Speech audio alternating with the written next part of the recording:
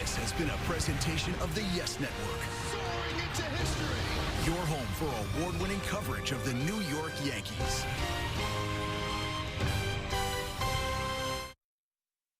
The Yankees Entertainment and Sports Network.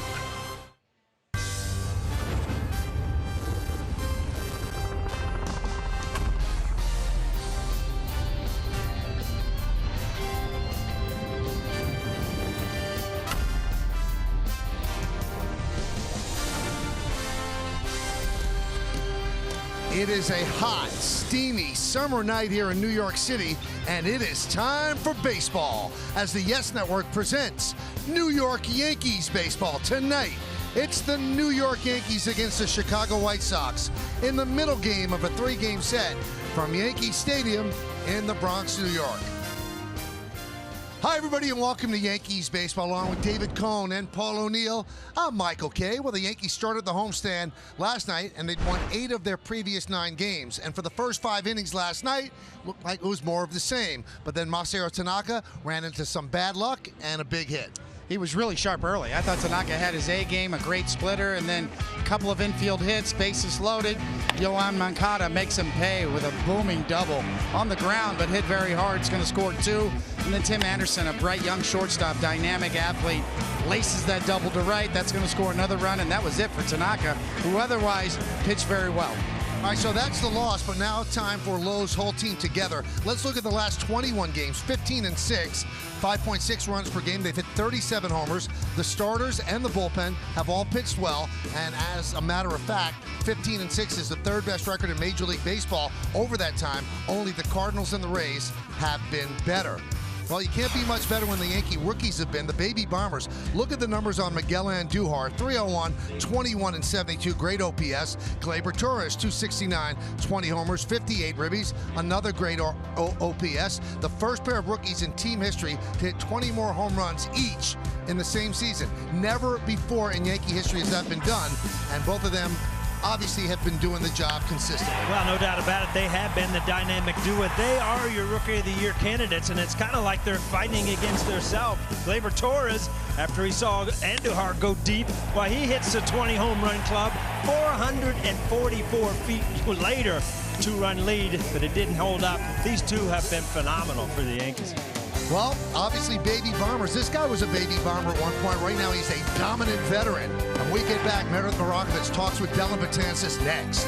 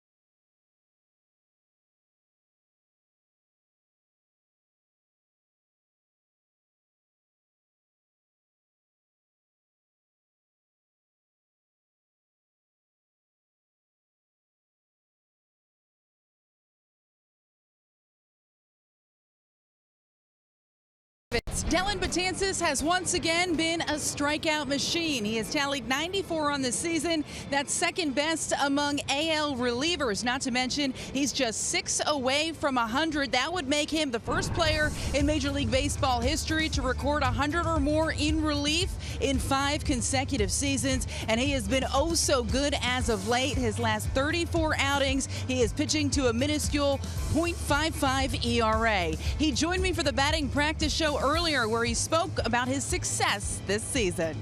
I think for me, confidence is number one, but I think we're repeating my delivery, using both my pitches, fastballs and breaking ball. I feel like I'm not as predictable as I was last year. I think I was more breaking balls than fastballs. I think now I'm kind of, 50-50. From talks with Harkey last year, he felt like if I can improve my fastball command, I can be, one of the more dominant relief pitchers, and it's something that I worked in the offseason, and it's carried into this year. And Betances went on to say this season he feels very good physically. At this point in the year, he is expecting a very strong stretch finish. Plenty more to come here on the Yes Network. When we get back, Michael Kay will be joined by David Cone and Paul O'Neill. First pitch coming your way after the break.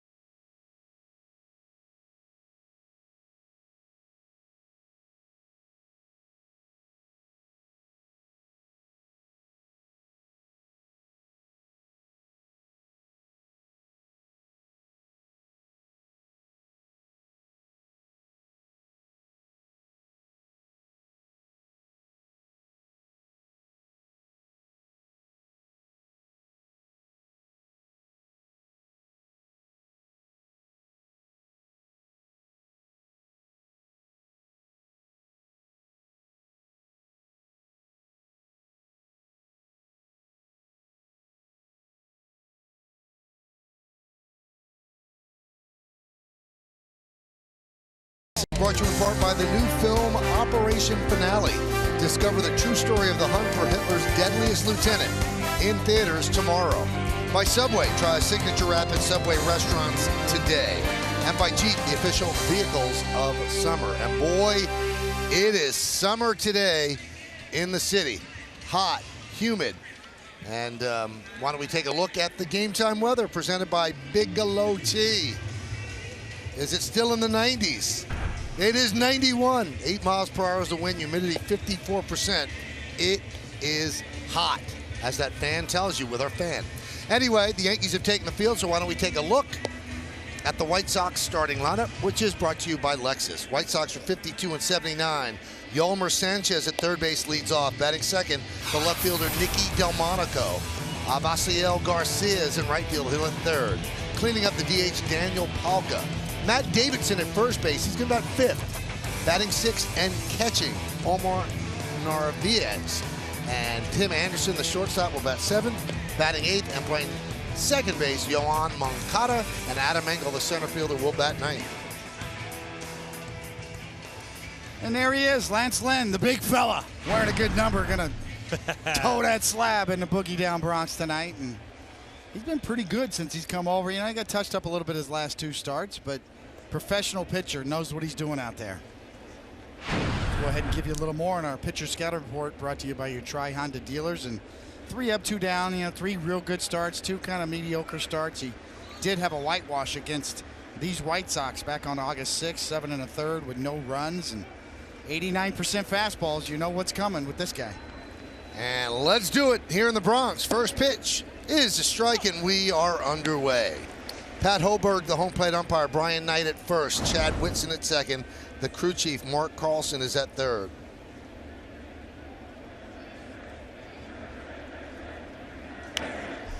Oh, and 2. To your point, Coney, his fastball, he'll sink it, he'll cut it, and he'll throw a 4-seamer.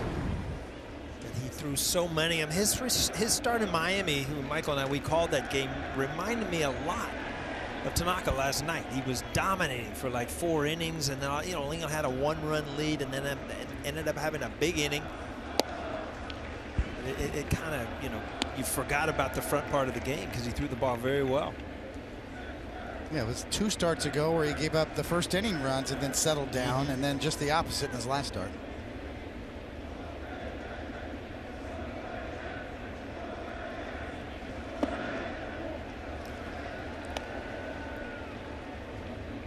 Those are the starts that bother you. We showed that shot at Tanaka. Boy, he really had good stuff early. He had his good splitter. That 1 inning just kind of got away from him a little bit. But good stuff last night.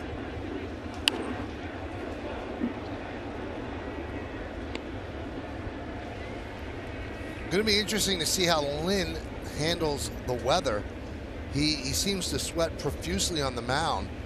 And actually told Ryan Ruocco and CC Sabathia that he wears like a sweat top all the time so he can sweat a lot so it doesn't seem as hot when he's on the mound. But he's always wiping his hand on the side of his leg. And the sweat is an issue, but it certainly has not derailed him. And if you're out on the field tonight, you were going to sweat. Walking across the field today, you were going to sweat.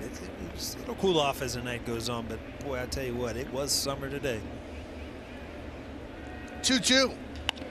Soft ground ball up the middle, backhanded by Torreyes. Over to Bird, who drops the ball. That's going to be an E3. Just simply drop the ball as Sanchez reaches. I'll tell you one thing, Coney, when it rains, it pours, and Greg Bird is going through a tough time right now. Offensively, defensively, he's got to stay mentally tough and know that it's got to get better. Just absolutely came out of his glove. You little chap right now, you're pitching, Coney? You hit him in a bad spot. Right in the middle of the glove. Wow. Yeah, it certainly was. Here is Delmonico.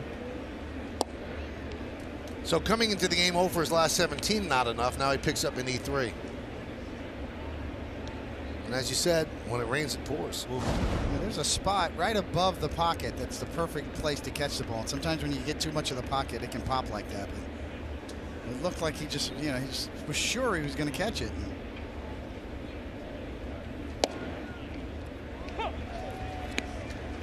Do you take your struggles into the field, Paul?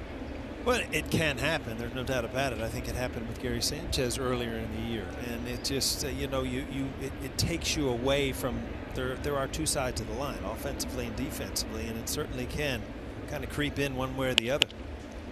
Delmonico with a fly ball to shallow center, and the catch is made by Hicks for the first out. Take a look at the defense for the Yankees, presented by Geico. We've got Gardner in left, Hicks in center, and Stanton over in right. Infield and Duhar, Torres, Torreyes, and Bird third to first. Romine back behind the plate, and on the mound is Lance Lynn. That's an interesting question you ask, Michael, and you can take it 2 ways. I mean, it does creep into your defense when you're really struggling, or you get to the point where you get so mad out there that you're just like, I'm taking every single hit away that I can. I can't get a hit. Nobody's getting a hit. And, there are 2 sides of it. Some guys really struggle both sides, or, you can get in a defensive slump just like you can an offensive slump.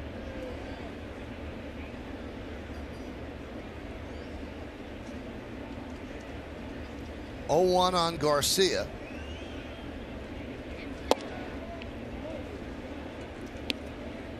Now in 3 games against the White Sox, Lance Lynn 2-1, 2.95.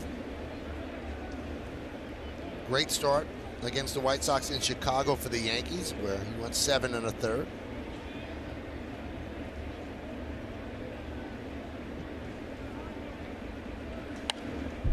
One and two. That was really his first Yankee start, right? He came out of the bullpen for Sonny Gray, and then I think he made his first legitimate start for the Yankees in Chicago. Threw the ball really, really well. Yeah, he pitched 4 1/3 in relief of Sonny Gray on August 1st, and then into the rotation on August 6th. And that was the White Sox game.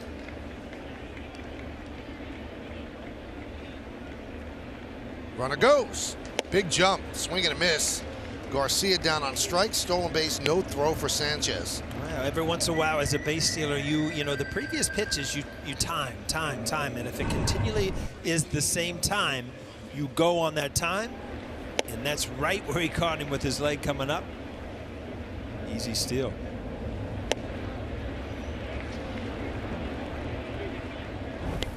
It's almost embarrassing when it. I mean, it happens, but it's almost embarrassing if you're pitching when that happens. Huh, yeah, you're getting taken advantage of there. You know, as a base runner, you better be sure, because you're going to get picked off if you leave that early. Here's Palka. 1-0.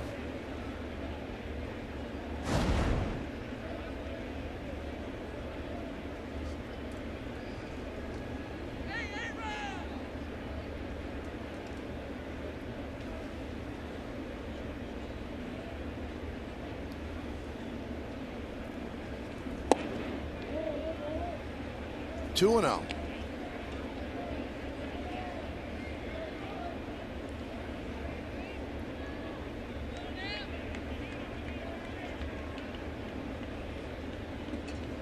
Just underway in Boston, the Marlins and the Red Sox tonight. We'll follow that one as we move along.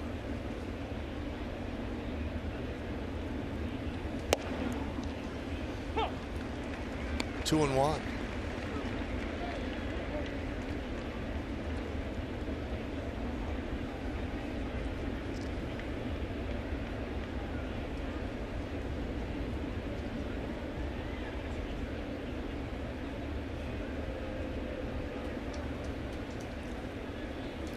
Foul back, 2-2. You see two different style of pitching here, Coney, and we talked a lot last night how the White Sox look like dead fastball hitters, and you know, you had a ton of swing and misses last night with Tanaka and his split-fingered fastball. Being that Lynn's a fastball pitcher, you're seeing a lot of balls fouled off, a lot of pitches that aren't swing and misses. Swing and a miss. See that? Called it. No runs, no hits, one error, one man left on base. White Sox nothing, and the New York Yankees coming to bat.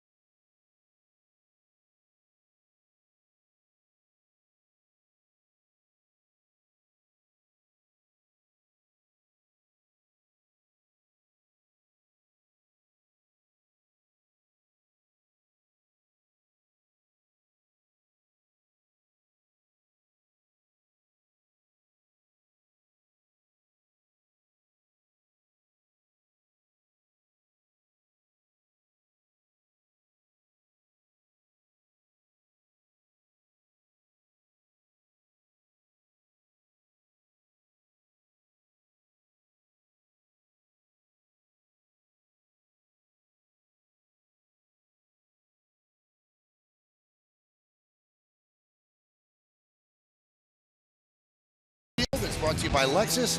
The left fielder is Brett Gardner. He'll lead off. Batting second, the right fielder Giancarlo Stanton. Aaron Hicks in center will hit third. Cleaning up, third baseman rookie Miguel Andujar. Luke Voigt get the start against the righty. He'll DH tonight. He'll bat fifth. Batting sixth, the shortstop Gleyber Torres has been hot in his last 9 games.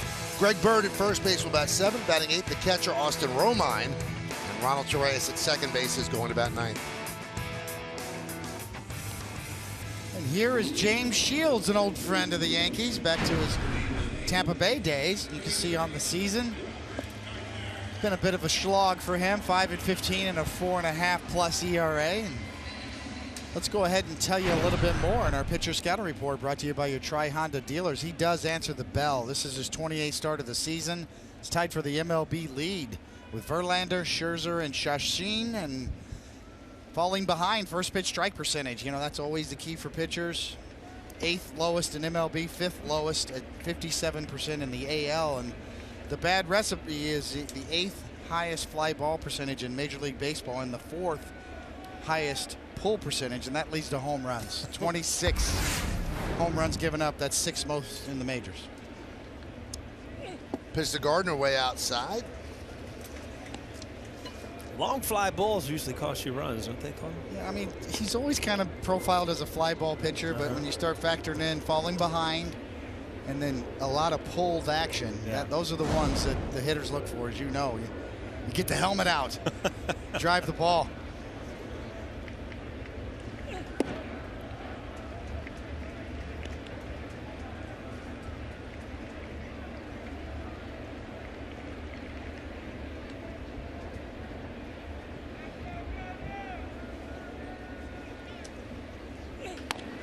Grounded to first, foul ball. Grabbed in foul territory by Davidson. Shields' 13th big league season, and he is in the final year of a 4-year, $75 million contract that was signed with the Padres. There's a $16 million team option for 2019, and all likelihood the White Sox will not pick that up.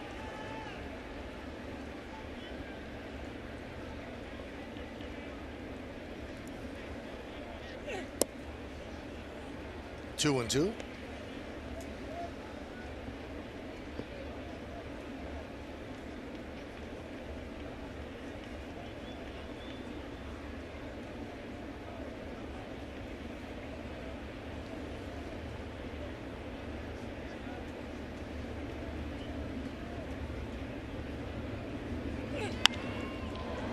Fly ball left field, Delmonico. One away. Let's take a look at the White Sox defense presented by Geico. Well, we've seen Delmonico on left, so we'll start there. Angle, he is an expert at robbing home runs. He's in center, Garcia over in right. Infield, Sanchez, Anderson, Moncada, and Davidson third to first. Narvaez is behind the plate, and Shields is on the mound.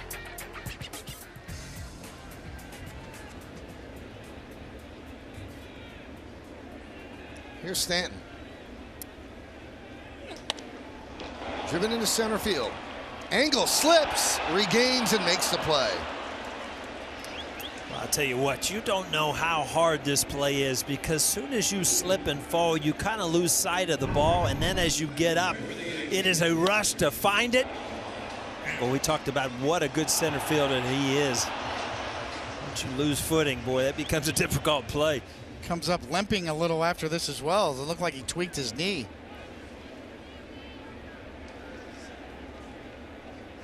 But you are right, Paul. That is a nice recovery.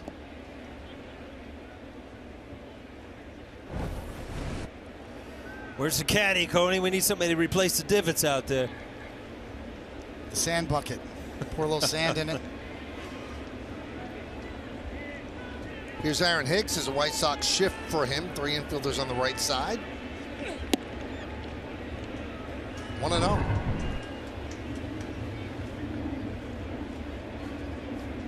I'm not familiar with golf etiquette, so the caddy replaces the divot, not the golfer? Yeah, usually.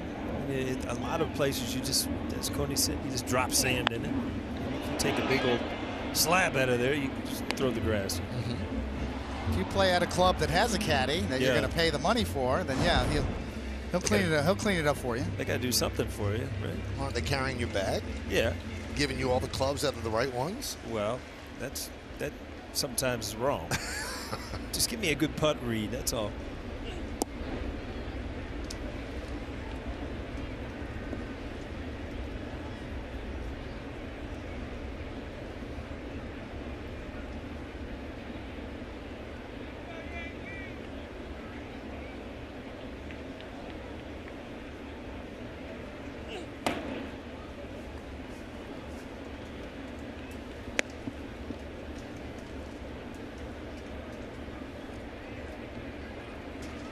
Three and one. On deck is Andujar.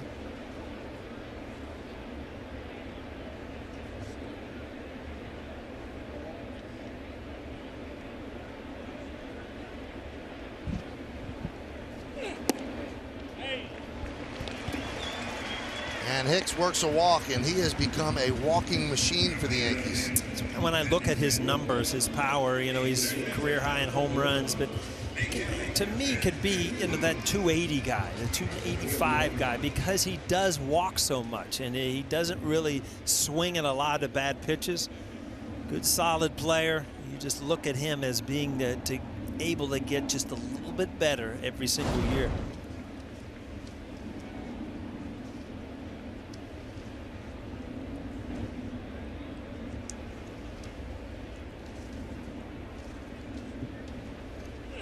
Pitch outside to Andujar. That's a good point about Hicks. He almost profiles as a really good leadoff guy nowadays.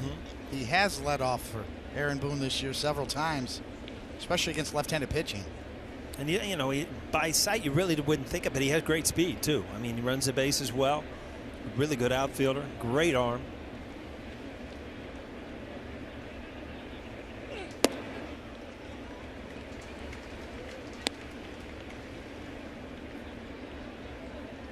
And you really have to give credit to the Yankee front office. They got him for John Ryan Murphy from the Twins.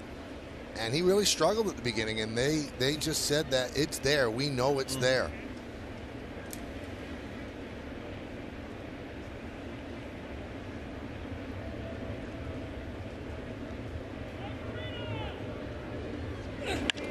Grounded sharply in the hole, backhanded by Anderson. He throws to first. He'll get Andujar for the final out of the inning. No runs, no hits, no errors, and one man left on base. We've played one in the Bronx. 0-0 here on Yes.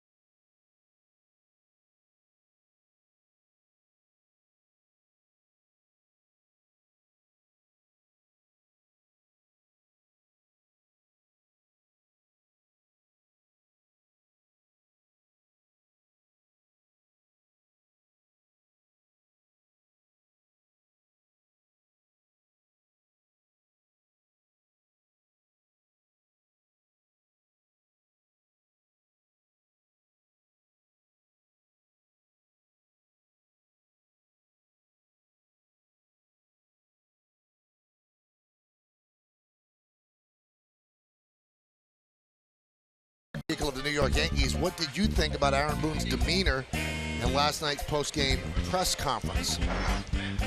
Bean Evans 09 said sometimes the team needs to know that the manager acknowledges that there was sloppy play. He does it infrequently, so it should carry weight with the players. Follow Yes Network and tweet us your responses using hashtag Yankees Camry Hybrid.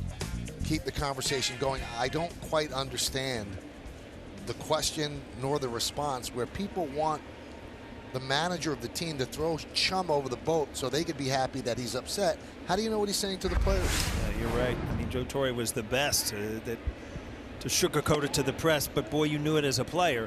And you know, I heard your radio show today, and I agree with you 100%. I mean, Aaron Boone to me has done a great job coming into an organization that's expected to win. His demeanor is pretty much the same every day. Which is what they want. That's exactly what you want as a player. I mean, there are managers that won't speak to you if you're not playing well, and there's managers that you can feel that it's a big game because they're tight. I think Aaron Boone has done a good job so far with the Yankees.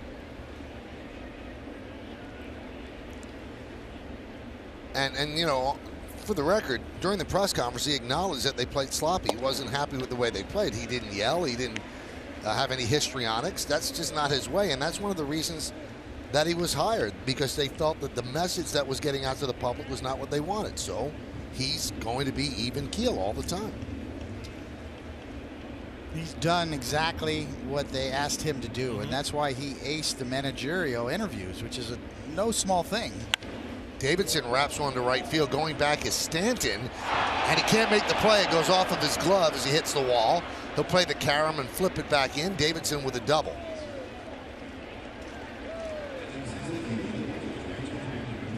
You see he's a little frustrated. I mean, he did everything perfect, got a great jump, timed it well, and then didn't squeeze it. Again, the heels of the gloves are out tonight, Coney. The pockets are closed. A ball that, you know, if you ask him, that most of the time he'll catch. Well, see, I've heard you say this before, and I didn't play right field, obviously, but when you're running from top speed like that, your head kind of starts bobbing a little bit, and maybe certainly does in the ball. Stuck his glove up a little too high, maybe. Once in a while, the last thought you have is, where is that wall? And it's just you kind of gimp the the attempt to catch it, and it just doesn't quite hit the pocket. Narvaez fouls it off, count 0-1. Almost since the beginning of June, Narvaez hitting .366, actually starting on June 7th, his hot streak. Talking about him last night, how he pretty much hits line to line, which makes him a tough out. Huge strikeout last night Tanaka got, but other than that, boy, he put together some good at-bats. Soft ground ball to first. Bird is there. He'll step on the bag. Moving to third is Davidson.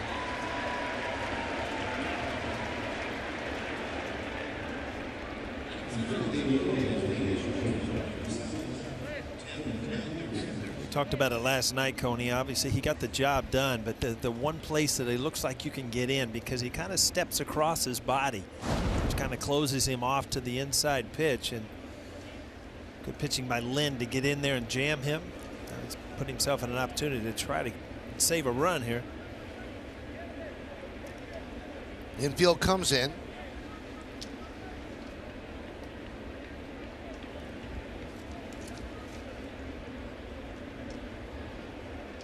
Anderson has a 6-game hitting streak.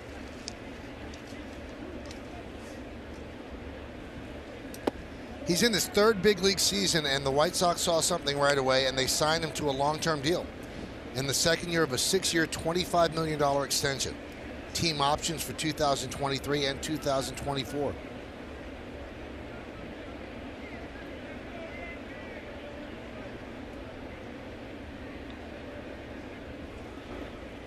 He was a White Sox first-round draft pick in 2013, 17th overall pick. In that draft, the Yankees took Aaron Judge with the 32nd pick of the draft.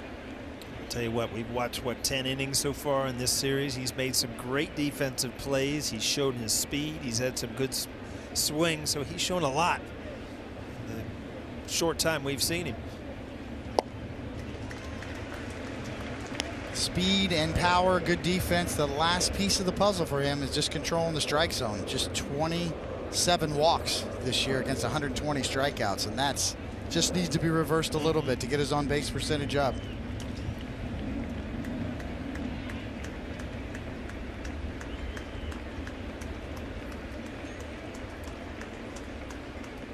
Swing and a miss. Big strikeout for Lynn as Anderson down on strikes. 3rd strikeout for the Yankee righty. You know, to me, that's a veteran pitcher knowing that a young hitter is going to go outside of the strike zone. This ball, a sinker that started at the knees, is going to end up. Good job by Lynn. Big strikeout. The high-quality 2-seam fastball. You see the grip right there. Another look, kind of corkscrew spin on Yesmo, and brought to you by your Mercedes-Benz Tri-State dealer. That's classic 2-seam kind of sinking spin.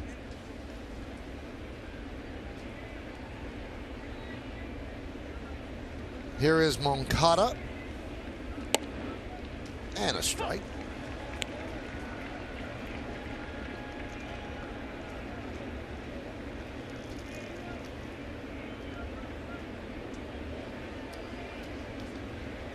Runner at third with 2 outs. The infield, of course, backs up.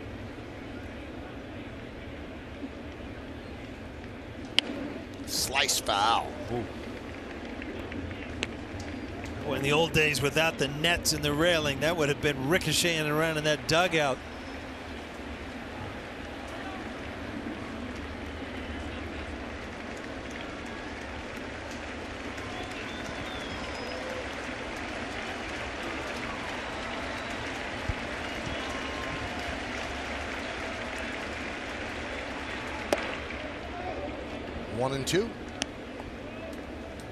Such a good pitch there. Everything been down, down, down. All of a sudden, sail one up out of the strike zone. Kind of opens up the whole strike zone to a hitter now.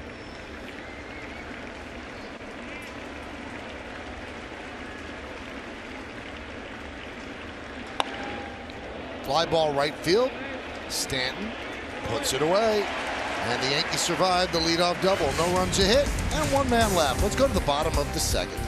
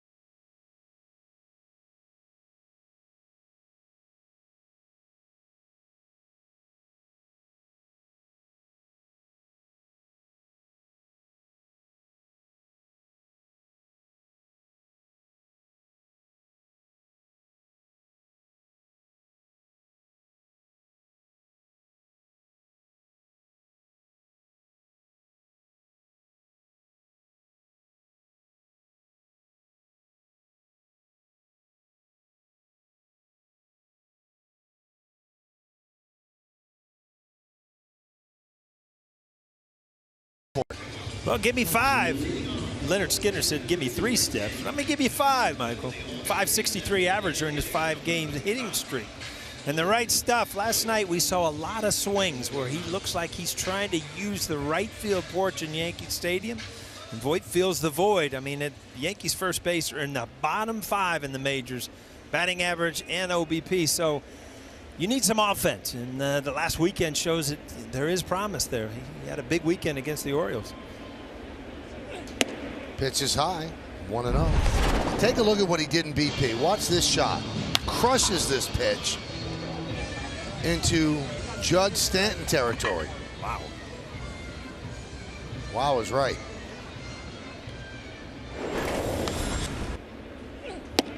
One and one. Really goes back further than that, Paul. Since 2016, really since Mark Teixeira left the Yankees, they've been dead last in first base production. Dead last in the major leagues. A negative 0.9 WAR. The Yankees, then the Phillies, Mets, Rockies, and Mariners. Yankees at the bottom of the list. Another look on a wide view of where he hit that BP home run.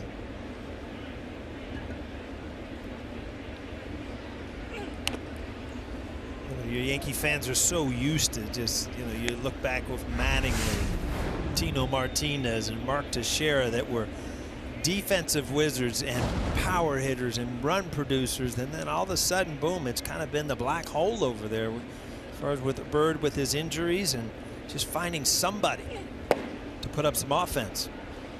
Voit with a big cut, swings and misses.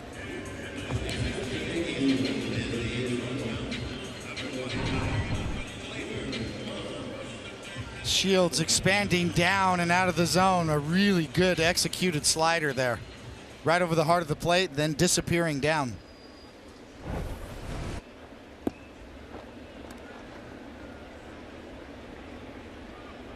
Here's Torres.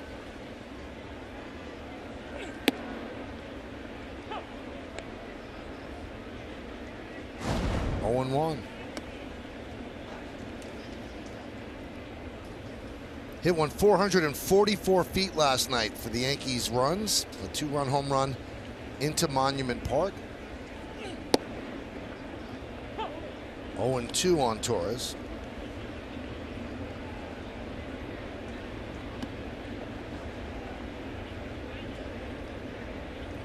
He's got 20 home runs at the age of 21. And you see the names that he's involved with there. Mantle did it twice at 20 and 21. And DiMaggio hit 29 at the age of 21 in 1936.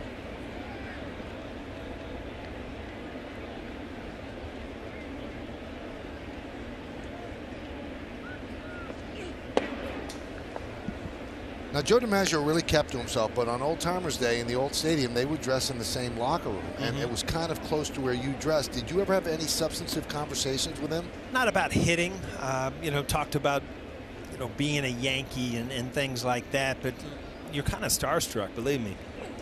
It's very hard. She was dropping down there with a different arm angle, but, you know, you really could ask me what the conversation was about 5 seconds after, and I probably couldn't tell you because you were so in awe. This is Joe DiMaggio talking to you, you know, and he had his suit and tie on, and just neat stuff. 3-2. Just the fact that he knew you, I would think, would be a big kick, right? Exactly, yeah. Hurried up, put your uniform on, so you figured you wanted a bat boy or something. Joe's monument out there, Monument Park. Yeah, he wasn't the type of guy you just start a conversation with. Hey, Joe, how was Maryland? You know, yeah. Because you'd love to know, Coney, right? That's what I'd die and ask him that. What was Marilyn Monroe like? No, you didn't do that with him. You know, there were the superstars, and you talk about the different personalities where Joe DiMaggio, you kind of just looked at in awe, where Mickey Mantle would, you know, he had that demeanor where you would want to talk because he'd smile and shake your head. Whitey Ford the same way. And Yogi Berra would start the conversation and end it. I mean, it was just, I mean, those icons were unbelievable to sit down and have conversations with. 0-1 count on Greg Bird. Bird hitting 199. Hitless in his last 17 at bats. Sat down yesterday against the lefty Rodon. 1-1.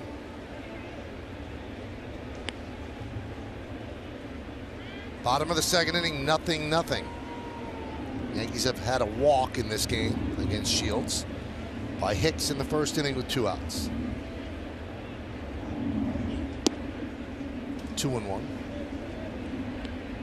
Yeah, Torres' line drive about 98 miles an hour off his bat. Right at the third baseman. Is that water cooler time for you, Paul? Oh. That bother you more than anything? I think so. I mean, it's just because you know what? Another thing is it's your first at bat of the night. So it's like, all right, so it's going to be like this, huh?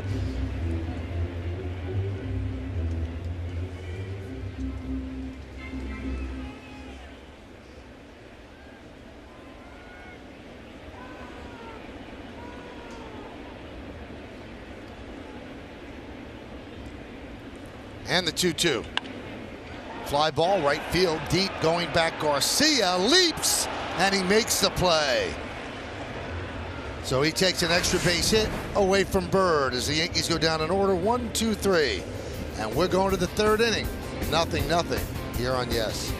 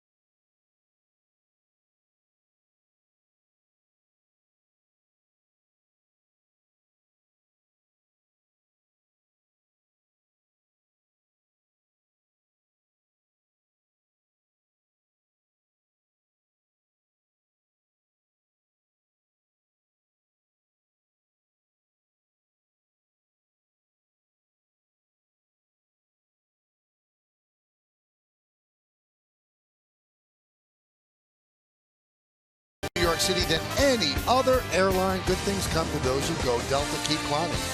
And by Ford, the official truck of the New York Yankees. All right, we will go to the third inning here at the stadium.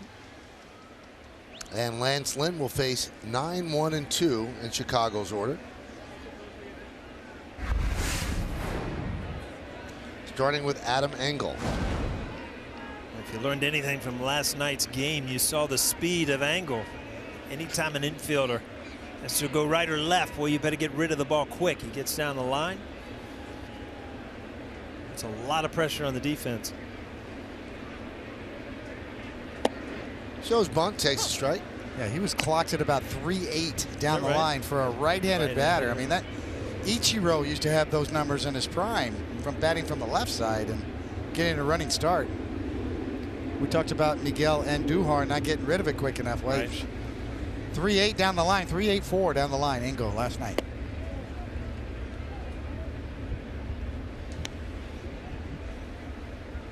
Now, in Lynn's previous start, it was in Miami, and the guys talked about it. He looked good early.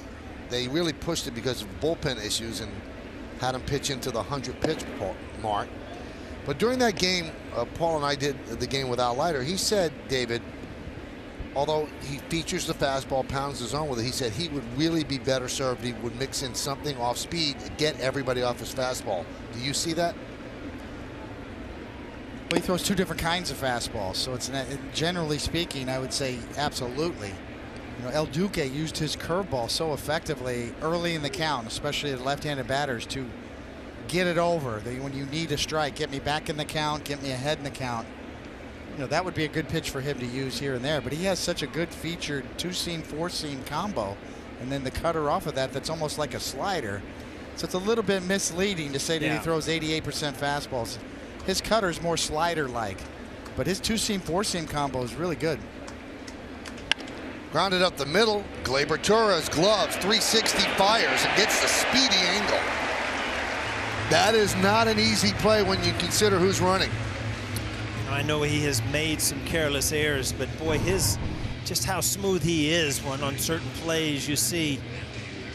He's going to be a very gifted infielder. I mean, he can do a lot of things out there defensively as well as offensively. It's great skill set. Gleyber's got the gift. He's got all the moves out there. Moves like Jagger. Wow. Coney back in the music groups.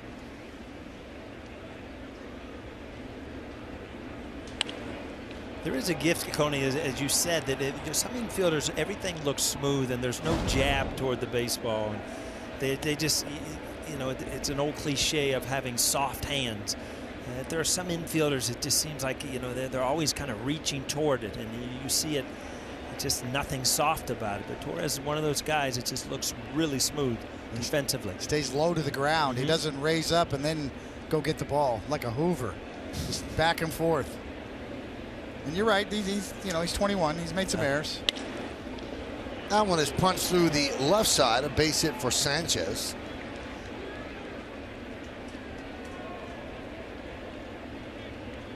One out single.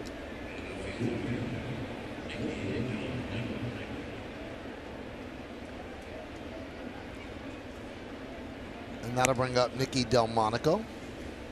You know, if you think about it, Michael and Coney, you've had Andujar and Gleyber Torres, and it almost kind of reminds me back when Winfield and Mattingly were kind of friendly as teammates fighting for the batting championship.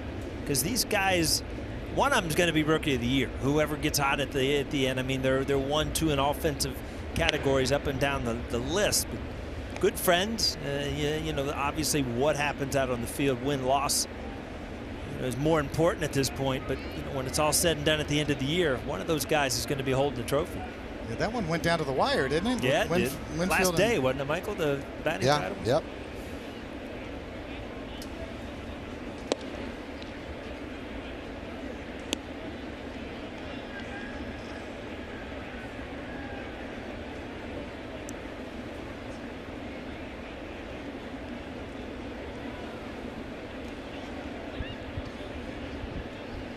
Well, Michael, Aaron Judge was actually speaking in the clubhouse today, and somebody said to him, who do you like in the Rookie of the Year category? And he said at first when Gleyber Torres came up, he thought he would absolutely run away with it. But with the way Miguel Andujar has been playing, he said he's certainly keeping a close eye on him. His offensive production has been second to none, but noted there's still a lot of time left in this season, a full month, anything could happen. Then somebody said, what about Ohtani? And Judge just kind of smiled. It's clear he is pulling for his guys. As far as those two playing together, Torres was asked about that last night, and he said, we have a great relationship.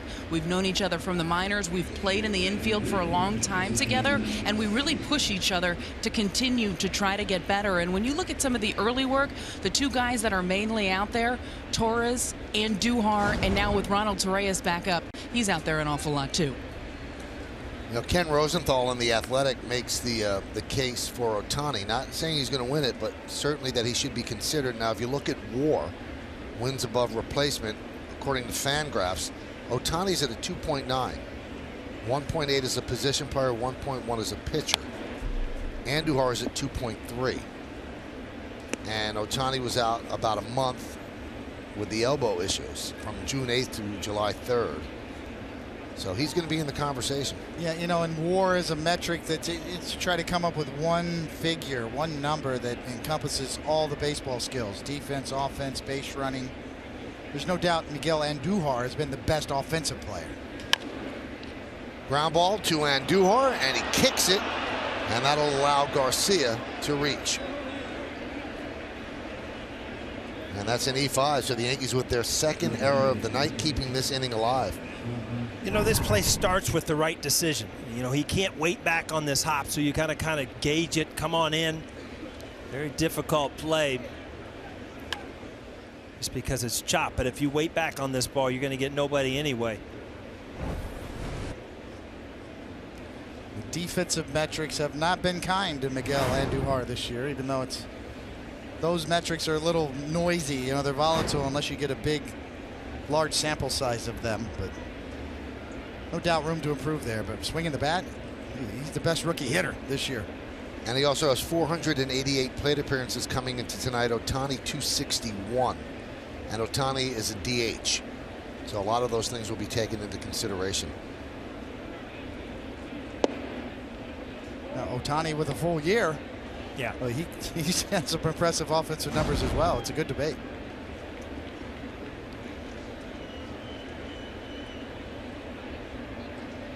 Palka struck out in the first inning with a runner on second and 2 outs. Now there's runners on first and second and 2 outs.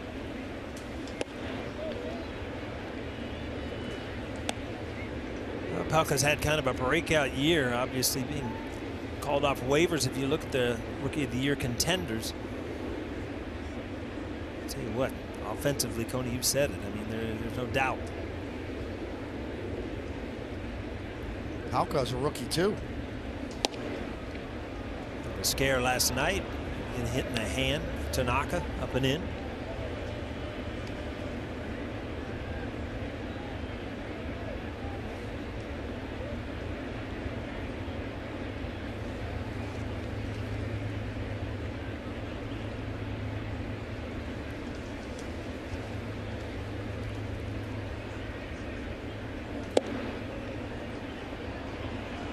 And a walk to Palka to load the bases.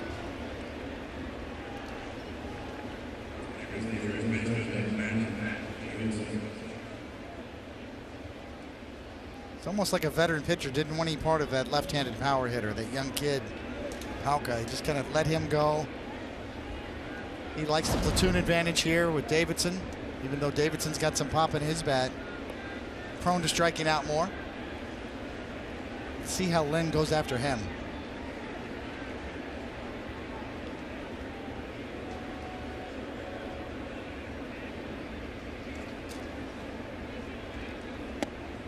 Inside.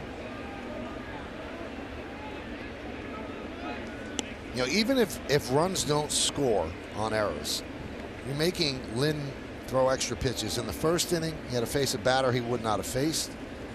In this inning now, it's turning out that he's going to have to face 2 batters that he would not have had to face. So again, if you pick up your fielder, that's cool, but you are taking pitches away in a game where pitches are closely monitored. Yesterday, 3 errors by the Yankees. Today, 2, and we're in the 3rd inning.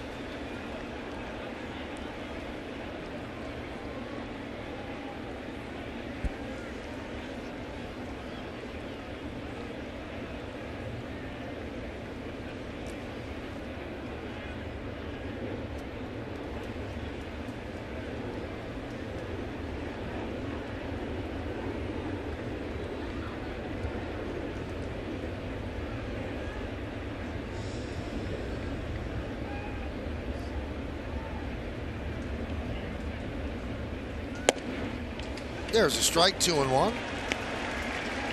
You see the difference in the velocity of the four-seam fastball at like 95, 96, where, you know, his sinking fastball, 92, 93. So you can kind of play along at home. Cutter usually, what, 92, 93, Coney? Yeah, his cutter's probably a little lower than that at times, depending on how big the break is.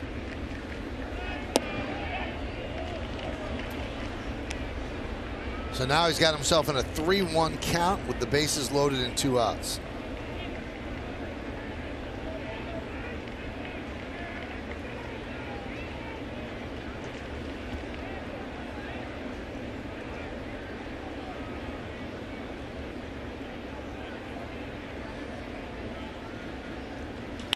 Ground ball is short.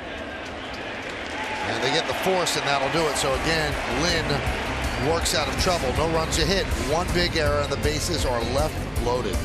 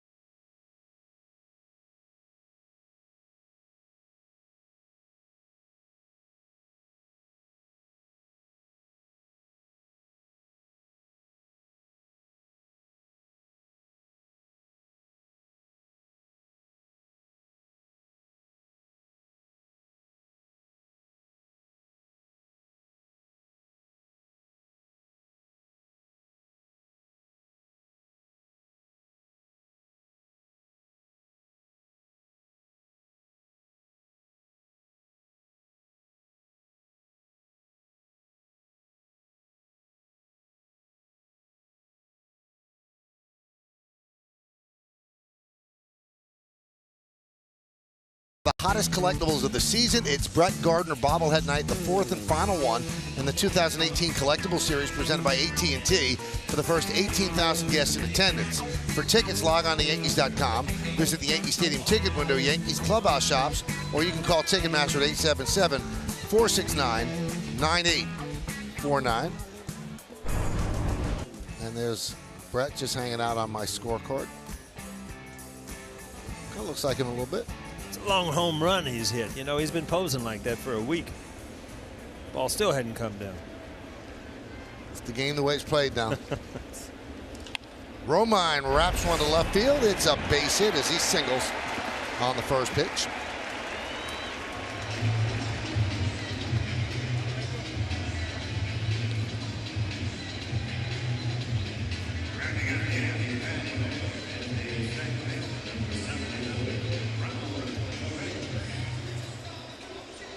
So here's Torreyes.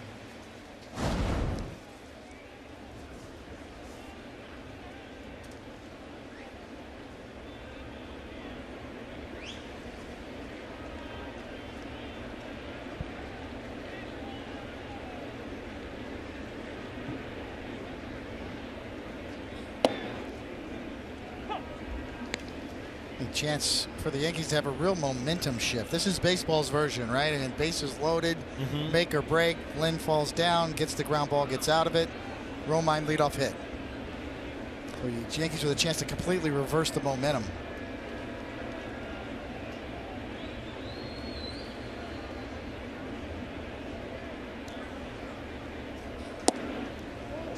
Oh, 2.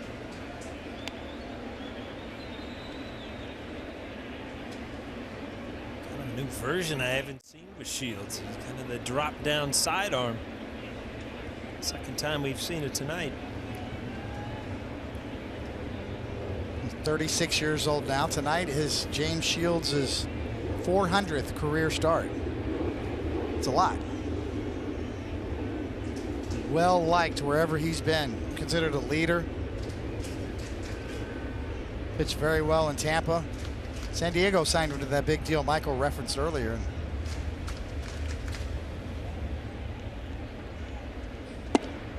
And Torres goes down on strikes.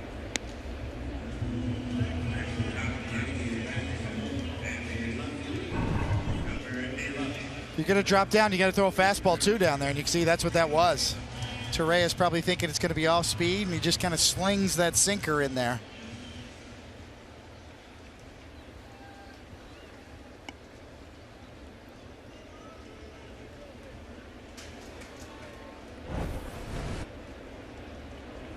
The point before the trade deadline was Shields really had a pretty good June, and there was talk about some contenders targeting him for a potential deadline pickup.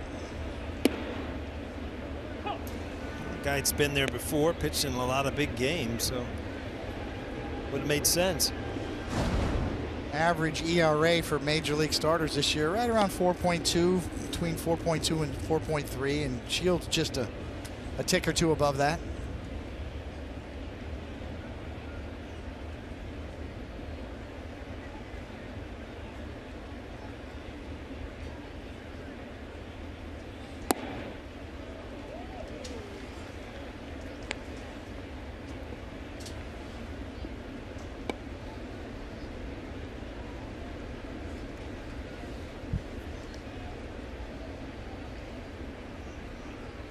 Kind of bottomed out for James Shields back in 2016. That's when the White Sox traded for him from San Diego. He split it up, gave up 40 home runs that year, 33 starts.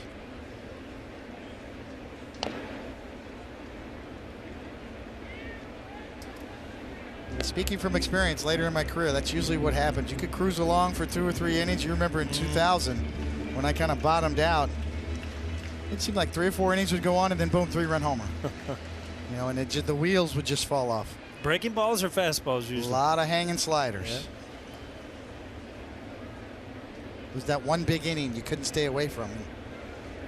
It's kind of been James Shields' story the last couple of years, although, as I said before, he had it going before the trade deadline a little bit.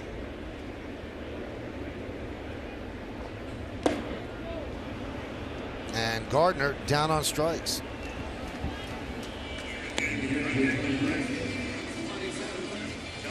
Well, home runs allowed. You've got Dylan Bundy giving up 34, Cologne 29, Verlander 27, Shields and Junis each with 26. Now, there's one name on that list that really stands out that you wouldn't think is Justin Verlander. 27 home runs, as dominant as he can be. The key is what variety they are. Are they solos or 3-run shots?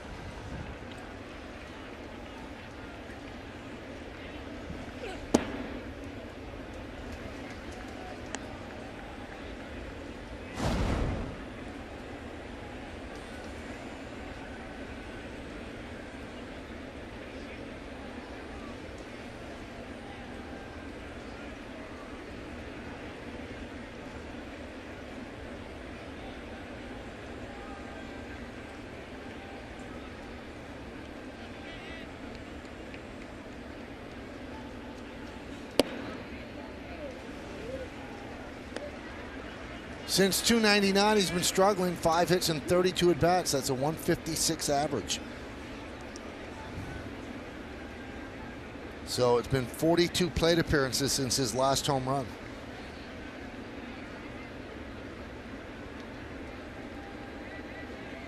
All of the right side of the infield is open with Davidson holding on Romine.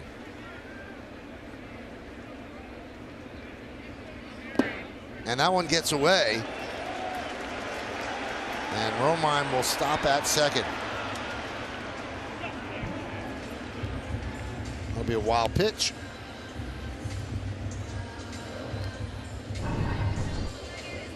Well, we've seen both sliders and fastballs from the sidearm angle. This one just races down off the plate. And as a catcher, you don't think the fastball is going to get that low, and that's why he didn't get down to block it. Tried to pick it.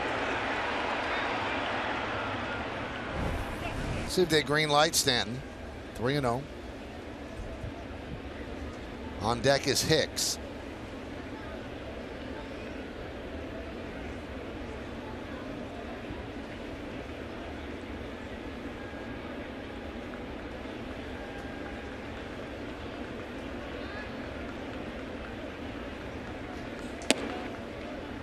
Strike.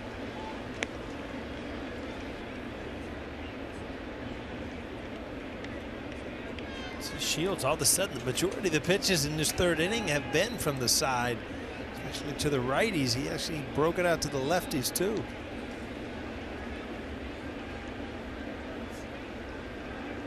And the 3-1.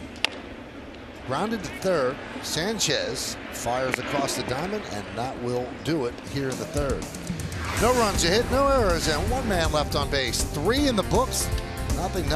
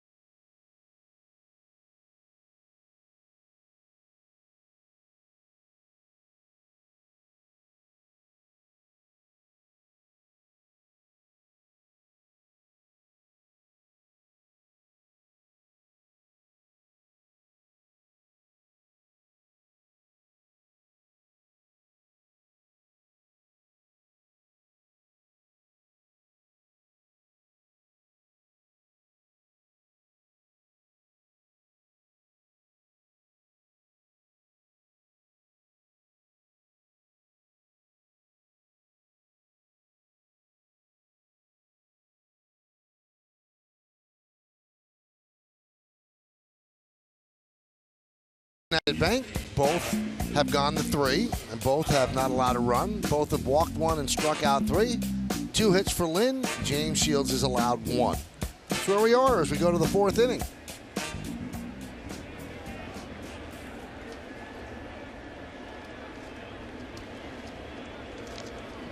Audi scoreboard, nothing. Here's Narvaez, and there's a strike. He grounded out to first. That was in the second.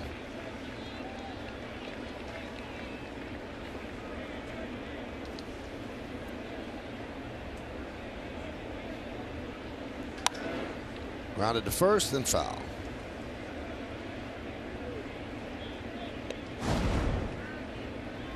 Continue to pound him inside as he steps across his body. It makes it very difficult as a hitter to get to that ball inside. Watch his front foot almost comes out of the batter's box, stepping almost towards his shortstop.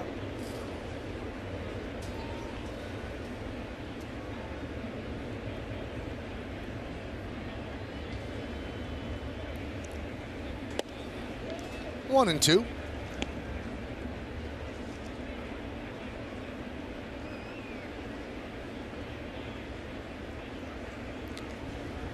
Narvaez spent 5 seasons in Tampa Bay's minor league system, selected by the White Sox in the Rule 5 draft in 2015. Wraps that one to right field, and Stanton will play it on a hop.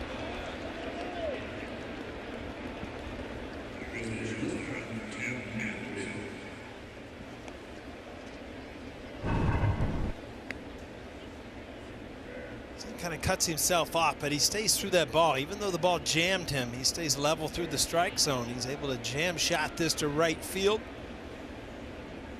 You see that ball was down. Easier for a lefty to kind of drop the barrel on it.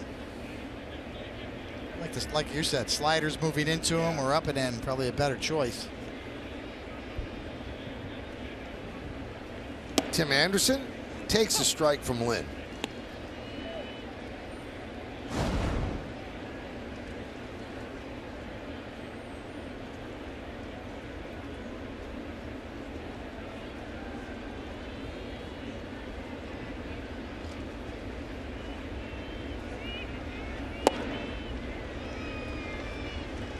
And 2.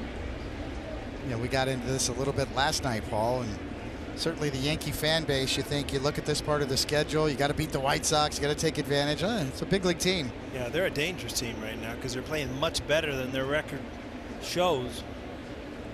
Carlos Rodon had a good game. He's a quality left-handed pitcher. You know, and you look at the Rays down in Tampa right now. I mean, they're a better team than their record shows. And, you know, here they just swept the Boston Red Sox, beat 2 out of 3 from the Yankees. So a lot depends on when you face teams. And right now the White Sox playing as good as they've played all year. 4 in a row, right? They've won 10 of 13. And they've done very well on the road, too, of late, as Anderson goes down on strikes for the 2nd time. So these are the stats that go with the 10-3 mark. And they pitched well. Since August 2nd, they're 15-9. And they've won 10 of their last 12 on the road. So yeah, their record is 52-79, but they're playing a little bit better than a 52-79 team. And some growing young prospects that are getting more reps and seem to be getting better. Moncada takes a strike. And more on the way. Yeah. And we talked about their minor leagues last night on how stacked they are. I think they were rated 3rd in all of baseball. So the rebuild should be a fun time in Chicago. Chop to short. There's one. Not in time on the return. So that is a 6-4 force. Moncada reaches on the fielder's choice. Yeah, that's what makes the Yankee fan base so good. They're so passionate. See Torres, make sure you get one. To Torres, no real chance here. Good shot on Yes Mo, brought to you by your Mercedes-Benz Tri-State dealers. But yeah, so you know, you got to win this game. Every game's a must-win. How can we lose to the White Sox? You know, we got to take these games. You know, and like you said last night, a lot of that's because the Red Sox are on a historic pace. And this is the big leagues. These are big league ball players. Anything can happen on any night.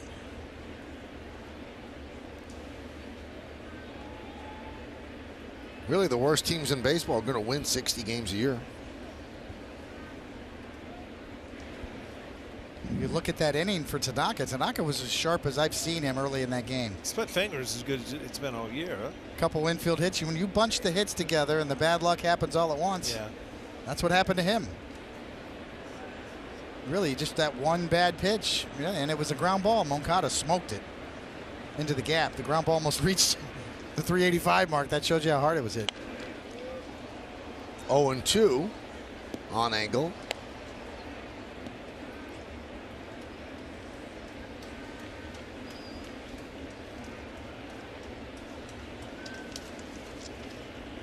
So that's not to be trying to make excuses. It just is.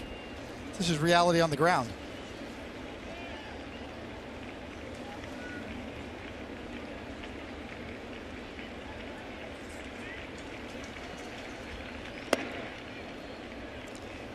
Well, in one weekend, Adam Engel in center field robbed Greg Bird of a home run, and then Kyle Higashioka. And during Players Weekend, the name on the back of his uniform was Man of Steel, S-T-E-A-L. And his wife is a big fan of Superman, so it worked both ways for him. 1-2. Still 1-2.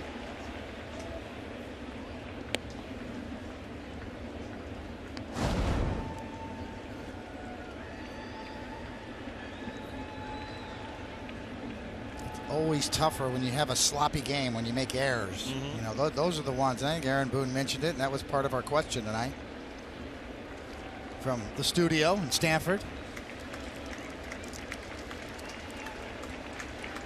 Swing and a miss. Engel down on strikes. No runs a hit, no errors, and one man left on base. We go to the bottom of the fourth.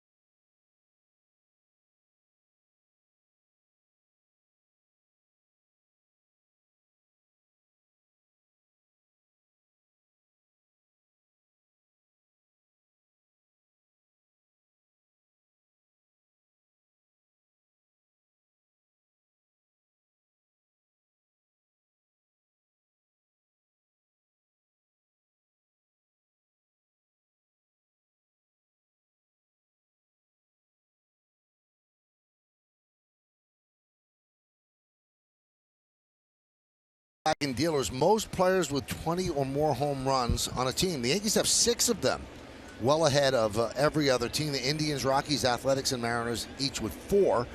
And if Gary Sanchez comes back and has a hot September, it could be 7. And here's one of the 6, Aaron Hicks. It'll be Hicks and Duhar and Voit.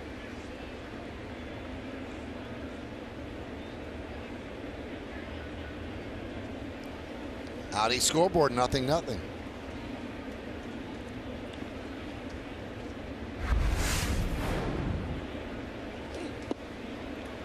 One and 0. Hicks walked. That was in the first inning.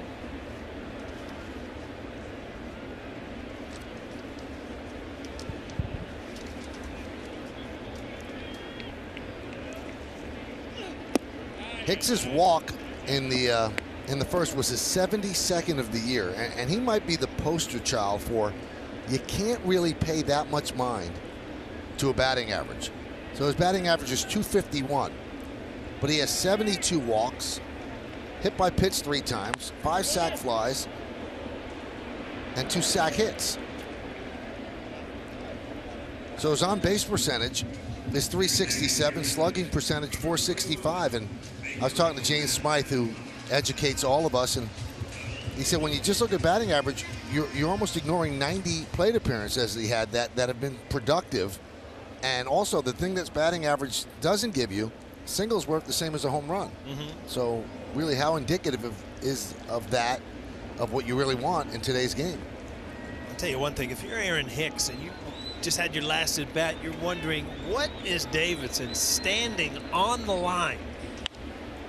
And Duhar with a high pop up to shallow center. angles there to make the play.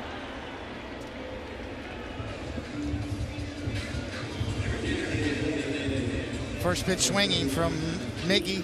And you're right, off of Hicks. That had double written all over it down the line. I mean, right down the line in the 4th inning. You're not guarding the line. He's standing right there. We've seen Miguel Andujar be uber aggressive all year long.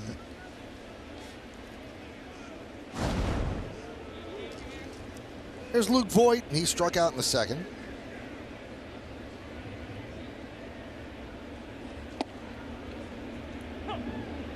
There's a strike, 0-1.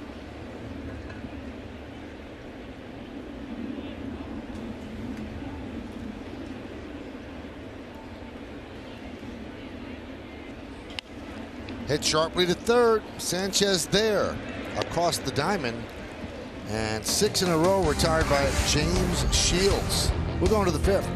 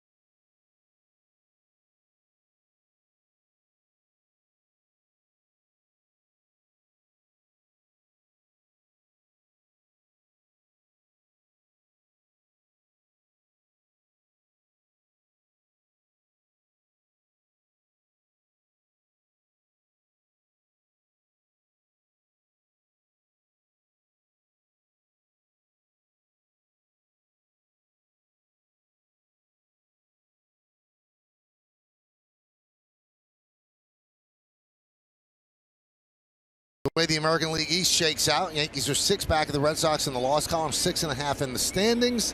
Rays having a good year, 9 games over 500 in what was supposed to be a full rebuild. The Blue Jays and the Orioles at the bottom. 0-0 as we go to the 5th inning. Top of the White Sox order. Here's Yolmer Sanchez. And there's a strike. GMC scoreboard 0-3-0 and 0-1-2.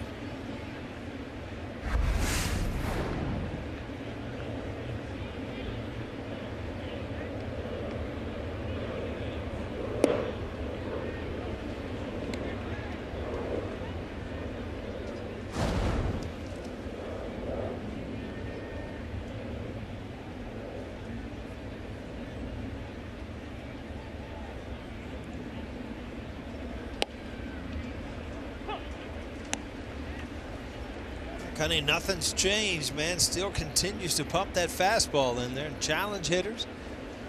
Like the old-fashioned hard ball back in the backyard where there were no breaking balls involved. Go up there. If he got you out, he got you out. It was fastball, fastball, fastball. Soft ground ball, 2nd. Torres charges and gets Sanchez.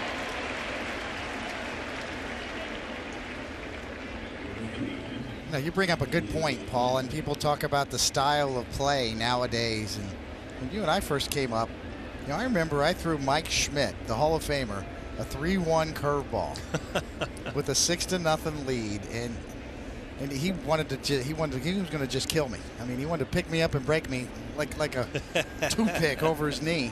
He screamed at me all the way up the first base line. Names that I cannot repeat right now.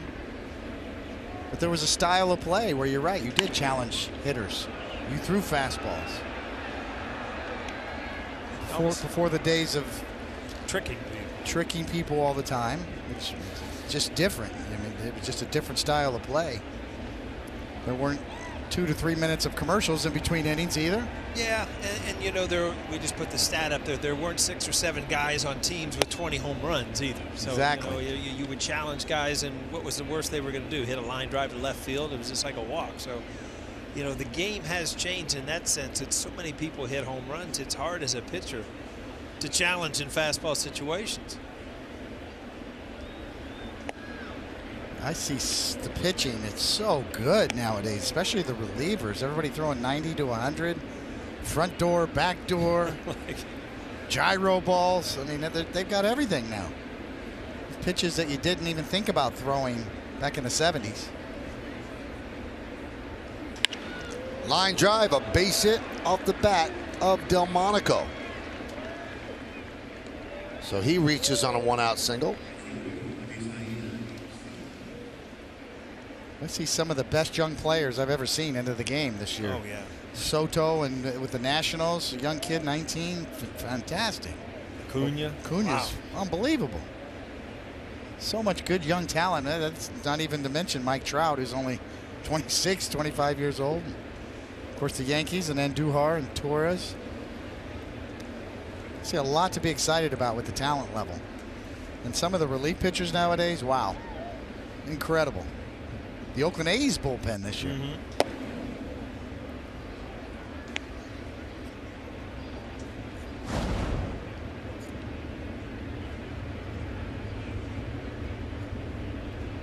Now, if you were Dave Winfield and Don Mattingly, you were going to face one pitcher 3-4 times, a starter.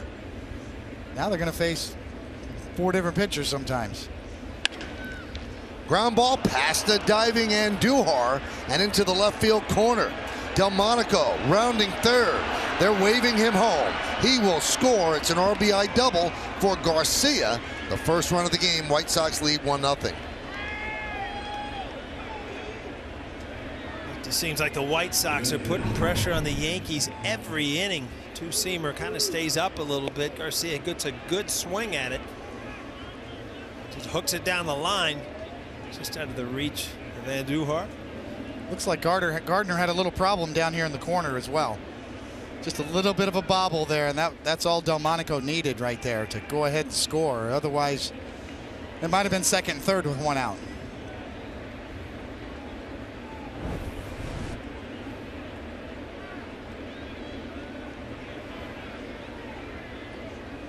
And here's Palka.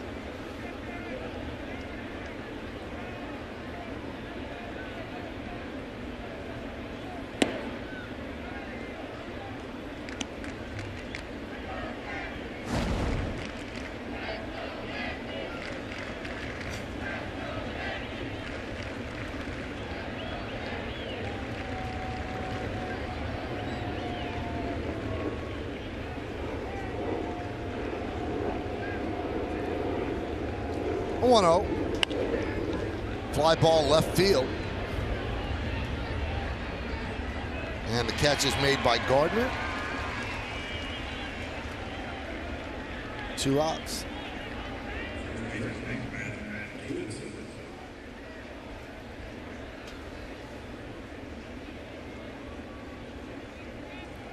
Again, Coney, in these 1-run games, 0-0, 1-0, so important to save those runs. Lynn has an opportunity right here to save one. Give his offense a chance to try to get back and score some runs. I mean, the Yankee offense has been shut down so far in this series.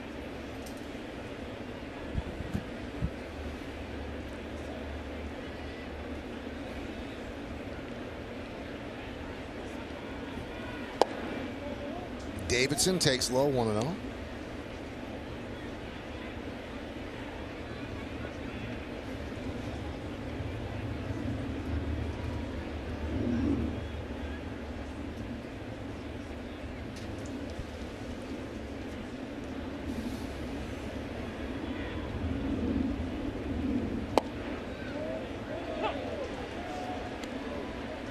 One and one on Davidson. Davidson doubled in the second and grounded to short.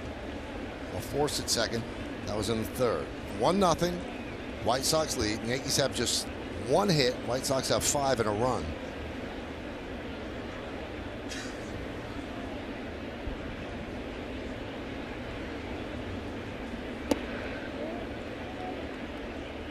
Two and one.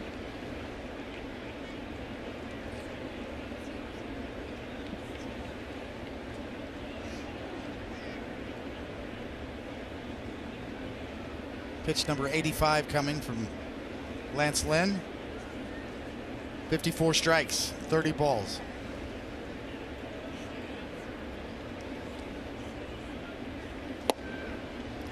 Two and two. It's been his most effective pitch tonight. That two-seamer in on righties. I tell you what, you started on the inner half and let it run in off the plate.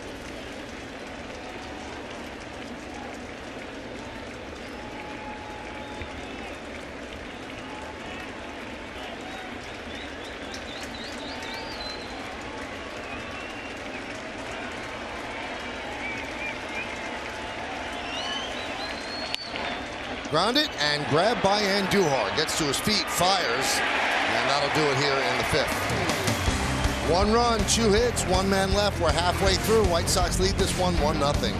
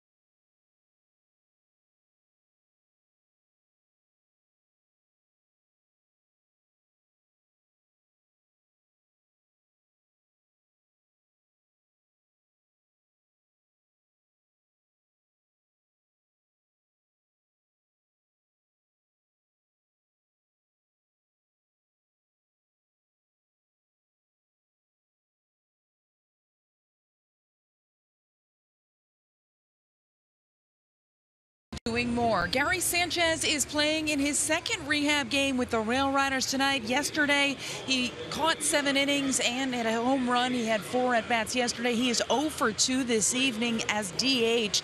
Tomorrow, the Yankees will decide exactly what direction they want to go, but expect him to play about a week of games before returning to the team, but certainly making significant progress is Sanchez. Meredith, how about the latest on Judge? Judge spoke in the clubhouse today, Michael, and he said there's still pain in that wrist. Pain when you touch it, also pain when he's trying to rotate that wrist as if he were going to swing. So no significant progress, but did say it's feeling a little bit better day by day. Exactly what that means as far as a return, well, that remains to be seen. He has not done any real baseball activity yet, with the exception of playing catch a little bit and tracking balls in the outfield. Now, he had also said on a scale of 1 to 10, and 10 being the worst pain, GMC scoreboard 1-0 White Sox, that he was a 5 and now he's a 4. But is it somewhat concerning that it's sore to the touch? You know what? It's just concerning he hasn't been able to swing a bat at all. And, you got to understand that you lose strength in your hands, and that's what hitters use. So it's going to take him a while when he gets back to swinging the bat, and that's the key, is to get him a couple weeks of games before they really matter. And Paul Judge said he believes that he is going to be back this season. It hasn't even entered his mind that he won't be. And I actually asked him, if this thing doesn't heal on its own, is there anything else that they can do? And he said surgery has never been discussed when it came to this injury. It's more a matter of pain tolerance. And they told him that it does not need to be completely healed for him to be playing in games. Never heard that before. A 5 and a 4? 5 to a 4. He was trying to describe the pain and saying if 2 weeks ago it was a 5, it's probably about a 4 now. So it's been improving slowly, but it has been improving a little bit. It's kind of how I feel when I look in the mirror in the morning. I used to be a 5, now I'm a 4. I think you used to be an 8. Now you're a 4, but you used to be an 8. You know, HD's taking us down all a couple levels, believe me.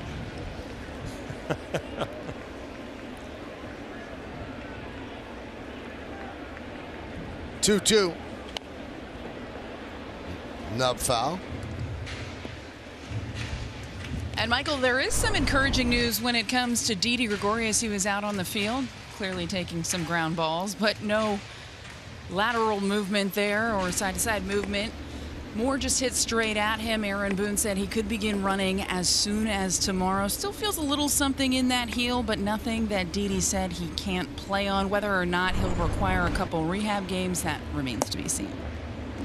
Boy, when you consider the 3 names that Meredith just talked about, those are 3 of the Yankees stars, and they're not in the lineup. And again, you don't make excuses, but where is the replacement for Aaron Judge? If you had a replacement for Aaron Judge, he'd be playing. He wouldn't be on the bench. It's hard to approximate that kind of production. And although Austin Romine's done very well behind the plate, he's not the power and production guy that Gary Sanchez is. And Didi Gregorius is having a phenomenal year. Austin Romine, in a lot of ways, has been a savior, having a career year back there.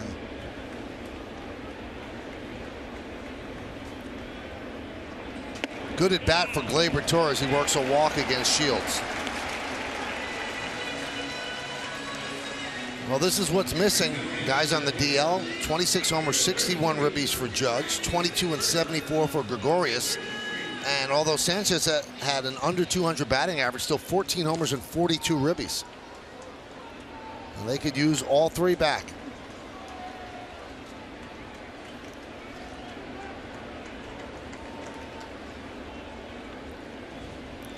So that'll bring up Greg Bird. Fly ball to deep right. That was in the 2nd inning. And there's a strike. So Bird's 0 for his last 18 and 7 for his last 68, hitting 198.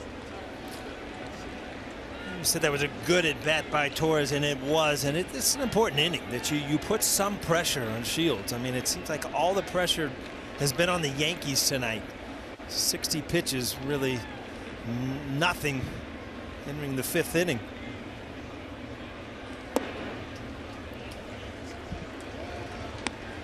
One and one. Yeah, the offensive approach has kind of played into Shields' hands, and we noted he's one of the lower levels of first pitch strike throwers. And we've seen a lot of early swings from the Yankee lineup up and down. That's why he only has 61 pitches.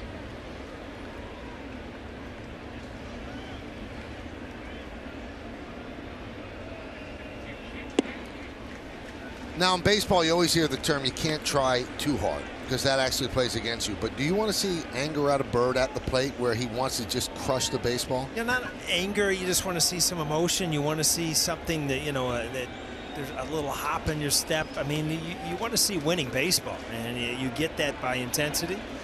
But, to fake it, it doesn't help anybody either. I think everybody's wired a little bit different. Agreed. That's not in his DNA. Now, we did mention before, I mean, Greg Bird's a great guy. I love him. I mean, I think you pull for him. You want to see him do well. You know the talent's there. But sometimes there's personalities as a manager. Which guys need a little kick in the behind? Which guys need a pat on the back? And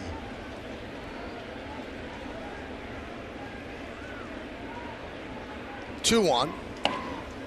And I didn't mean that he should be, throwing things or channeling you like you did in the past. But just, do you go up there with an anger not showing an anger, but just ticked off at the world.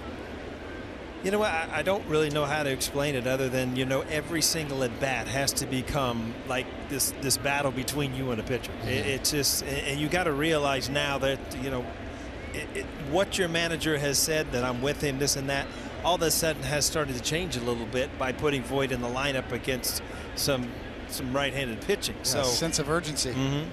Yeah, I think the competition, you mentioned it last night, Paul, that might be the motivating factor. Right. Hey, by the way, this guy's here, and Luke Voigt's looking for more at-bats, and sometimes just that competition can be the motivating factor.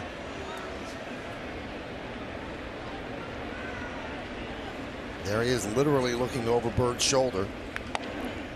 Lined right at Davidson. He turns it into a double play.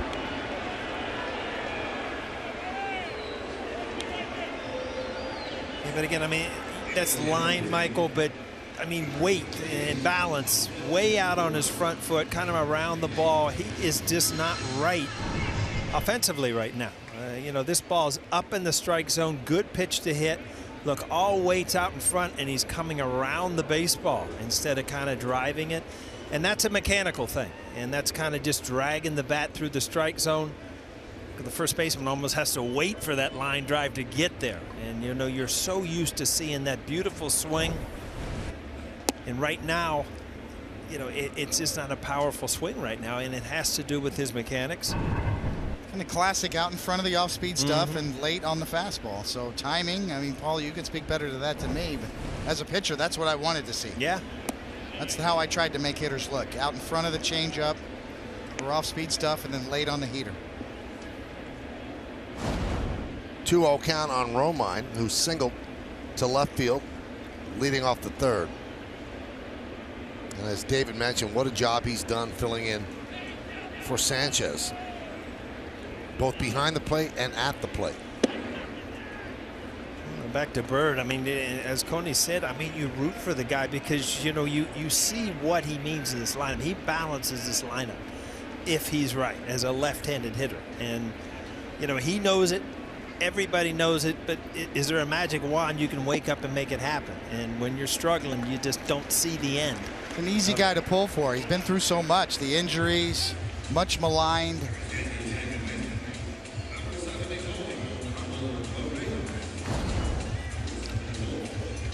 And I think that, I know that Boone is really stuck by him, but at this point, you got to win games and you got to put your best lineup out there. And if he's going to continue to struggle, you're going to see more of Luke Voit. That's well said, Michael. It's survival of the fittest. And the bottom line is that man has a responsibility to put the best lineup out there. Yeah.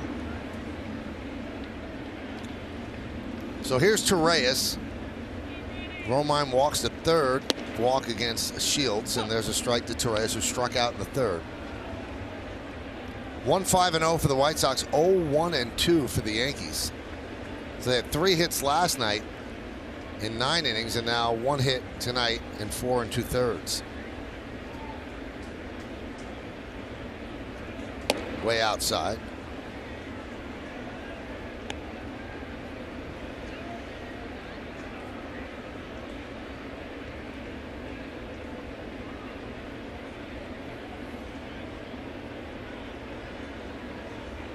One 1-0 White Sox on the Garcia double in the 5th.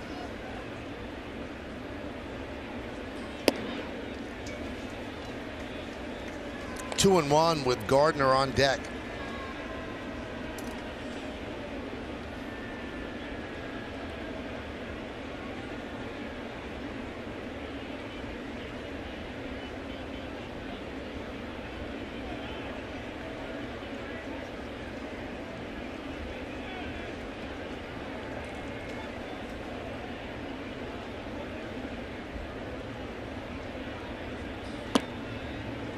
Two and two. I like these comfortable silences in the booth. I feel good with you guys up here. I was just looking at that. I'm just like, you know, he's not going to give in to Torreyes going with a slider. But you know what? I didn't even say it, Coney. No, you know, just watch the game. You know? I think some of the fans at home are probably, thank God they shut up for a minute.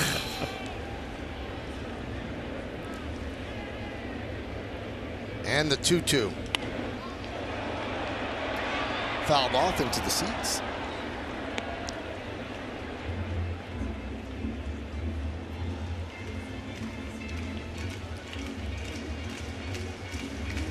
Second game of this 3-game set.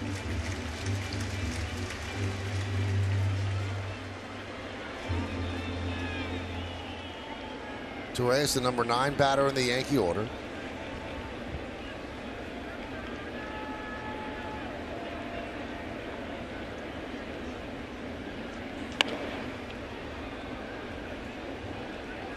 Nevin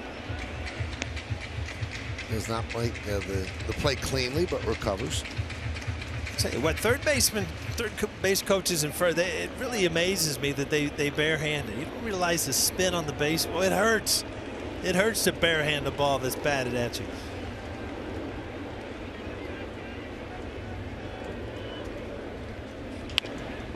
Soft ground ball. Anderson charges, fires to first, and the scoop by Davidson to end the inning. No runs, couple of walks, and 1 man left on base. We go to the 6th, 1-0 Sox.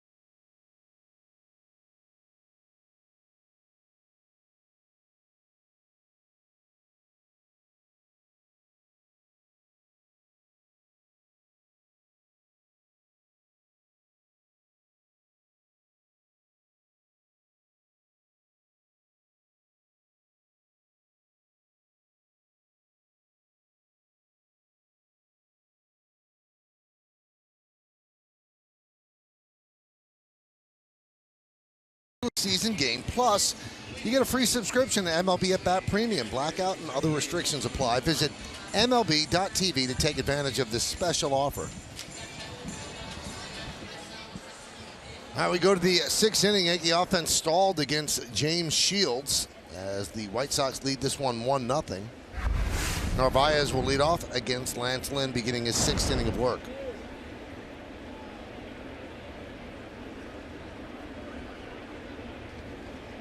A lot of pressure on Lynn to keep them where they are. Offense just spinning their tires right now, not putting any pressure, scoring against the White Sox.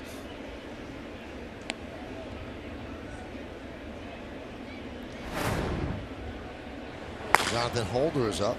Now Narvaez is seeing significant time because Wellington Castillo began serving an 80-game PED suspension on May 24th.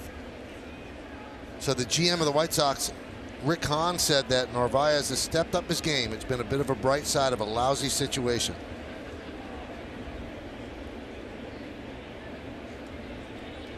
Probably never sees so many at-bats if not for the PED suspension of Castillo, so he's making the most of it. There's something you haven't seen much of, breaking ball. And you see how much Narvaez was out in front, just buckled him. You get so ingrained in watching that fastball, either cutting in or sinking away, but a good curveball right there. Yeah, that's the one Al Leiter was talking about. Fly ball left field. Into the corner is Gardner, and he makes the play.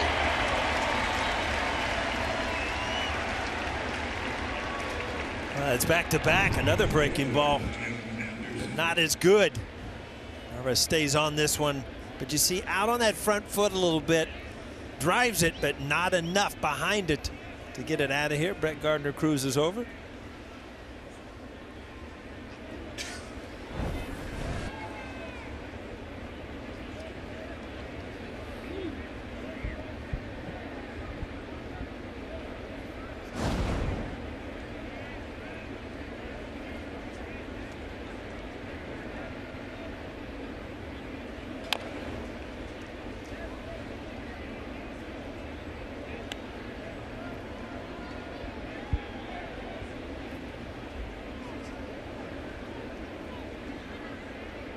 This is where every once in a while, Coney, you think, you know, he's really tied him up with that sinker in all night. You know, if it continues to work, just keep throwing it until Anderson shows that he can hit that pitch.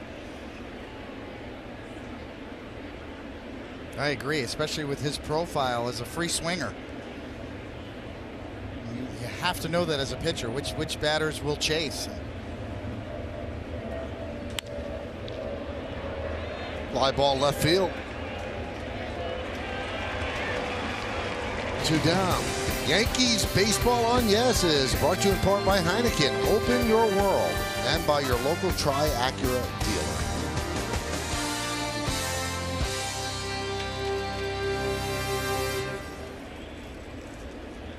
So 2 down.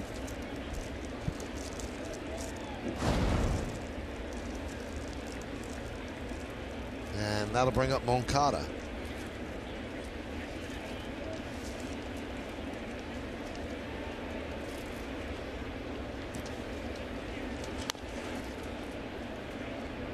Moncada, it was shocking to the baseball world. Red Sox signed him in March of 2015 for $31.5 million.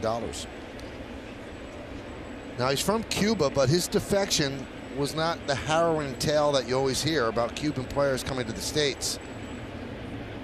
In 2014, he was granted a release from the Cuban team, and the government issued him a visa and a passport to leave. So he moved from Ecuador to Guatemala and then to the United States.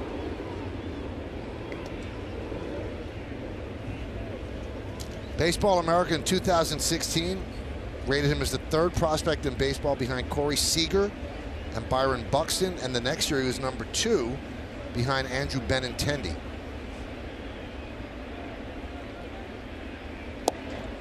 And he finally got his chance in the big leagues when the White Sox traded Todd Frazier to the Yankees in July. He was called up to replace Frazier. That was in July of 2017. 1-2. Ripped up the middle. Base hit. I'll tell you what, David, you could see, you know, things that concern them, but when he hits the ball, he hits it so hard. We saw that ground ball double last night that almost got into the gap. Yes, he definitely is extremely talented young man. Speed and power. He can fly as well. Top level speed. He was ranked well ahead of Gleyber Torres when they both were coming up through the minor leagues, and about the same age at the same time.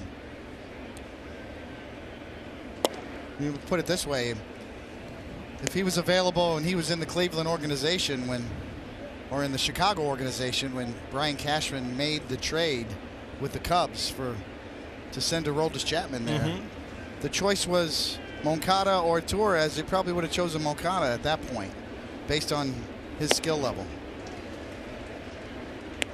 Still may work out that way. It's just Gleyber Torres has broke it in with such a bang and offensively seems to have a much better idea at the plate currently. A long way to go in both of their young careers. Moncada, a switch hitter with speed. And Moncada's 23 and Gleyber's 21.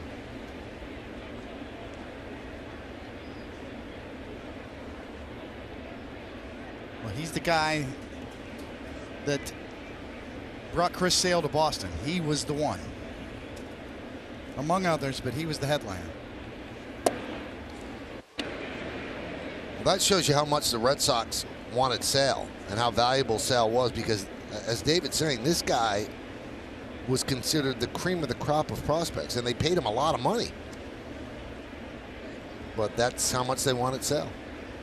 And they also gave up Michael Kopech, who's now made his way to the big leagues and pitched well in 2 starts. Yeah, Kopech is a frontline talent.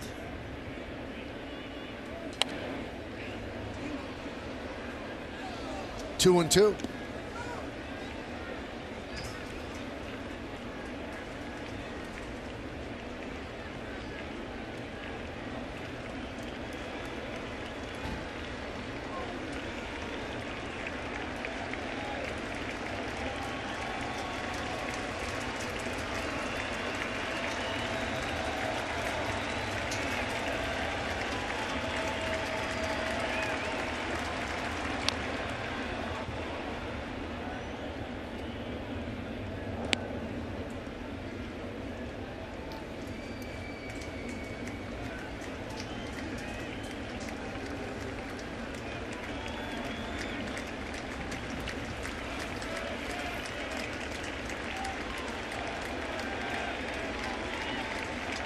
Two balls, 2 strikes, 2 outs. Runner on first. Top of the 6th. Grounded and past a diving Andujar into left field. Moncada stops at second. So a base hit for Engel. And that is going to do it for Lance Lynn. So with Sanchez due up, Aaron Boone is going to take the ball from Lynn. Yankees trail 1-0. They're trying to hold it right here.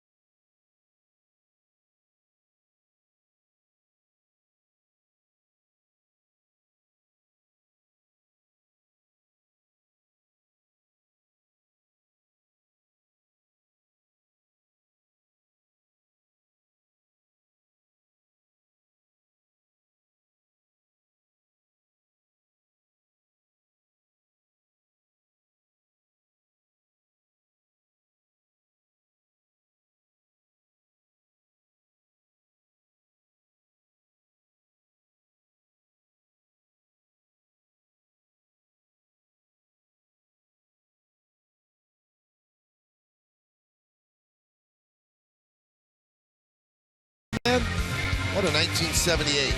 Today's his birthday. Amazingly, Ron Guidry's 68 years old. Well, he was derailed by arm problems and had to retire early, but he was a Hall of Fame pitcher in the time that he has with the Yankees. So happy birthday to Ron Guidry. Louisiana Lightning. And also happy birthday to Lou Piniella. He's 75 today. Uncle Lou, 75 today. 75, huh? Wow. So here's Holder. Just love watching Ron Guidry's delivery, man. He got every ounce of his. Yeah. Probably weighed 150 pounds back then. I mean, you talk about a full total body move to home plate. He got everything into it. Then a little strut afterwards, a little bounce in the step.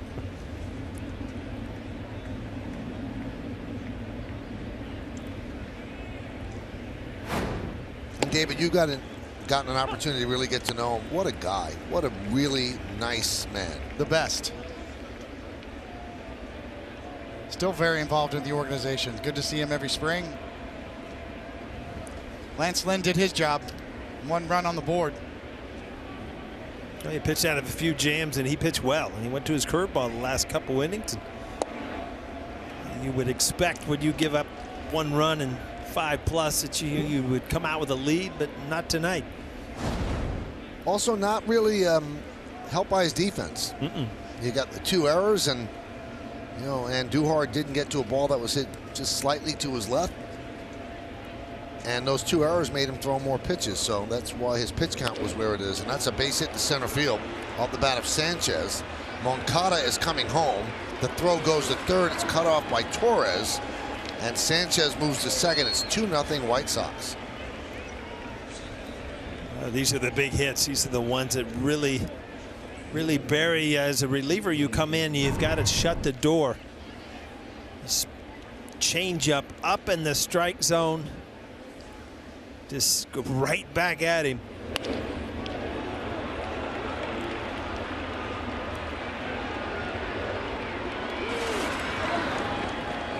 It's the life of a relief pitcher. You come in, you inherit runners. There is no margin for error, especially in this situation. Fouled away.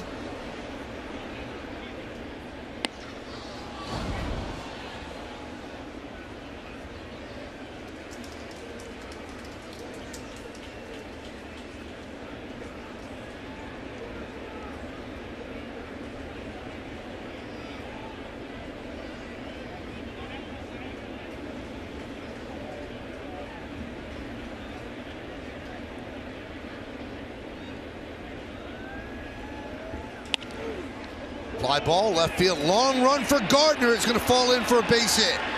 And that'll score 2 runs, a big hit for Delmonico, and it's 4-0 White Sox. Crowd not happy.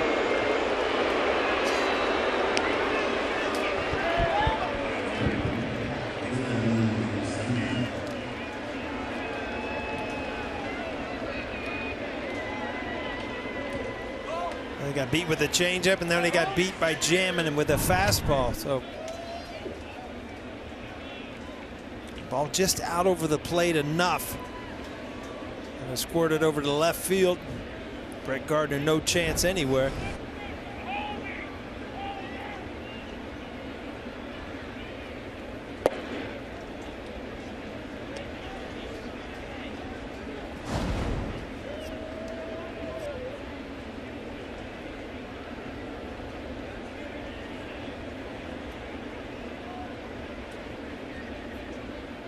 Absolute backbreaker for the Yankees, and 3 earned runs now charged to Lance Lynn. Closed the book on him for the night. 1 of the earned runs is charged to Holder.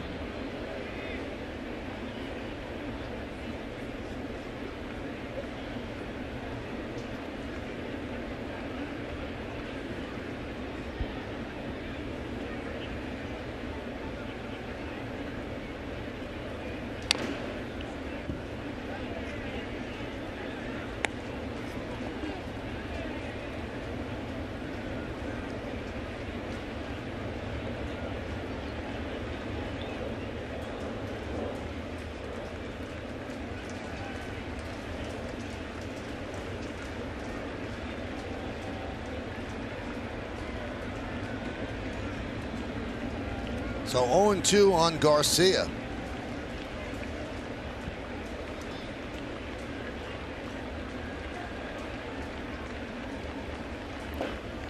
One thing that you notice when those 2 runs scored and that ball dropped into left field, these are big games for the White Sox. They're not just phoning it in. They're playing better than their record for the season would indicate, and every single one of them is into it. So the Yankees are not getting a team that's going to lie down and let them win. They're just not. And it says a lot about that guy keeping his team engaged.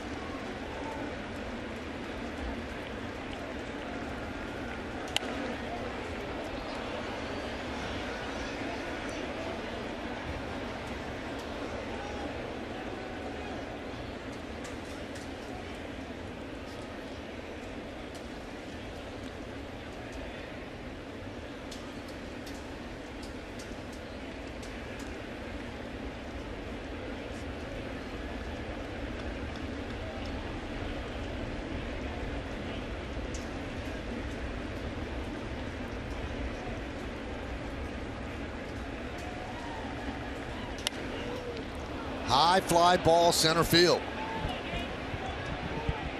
Hicks is there, but a rough inning for the Yankees. All with 2 outs. 4 straight hits by the White Sox result in 3 more runs. It's 4-0 Chicago.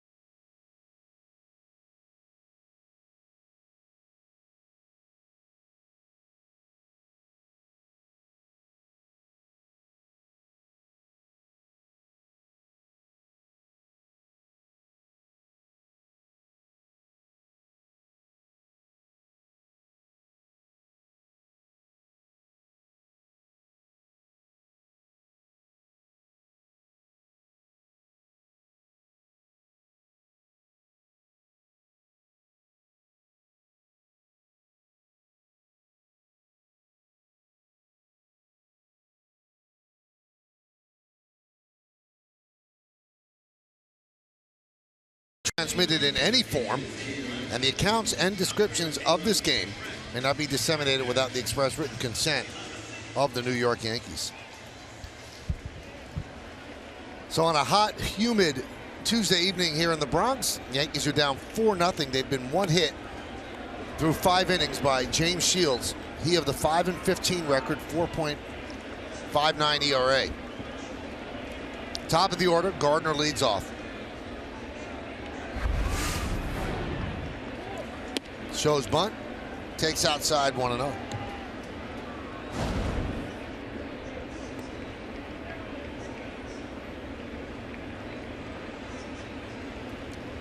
Well, the Yankees now in a position to where they must answer back.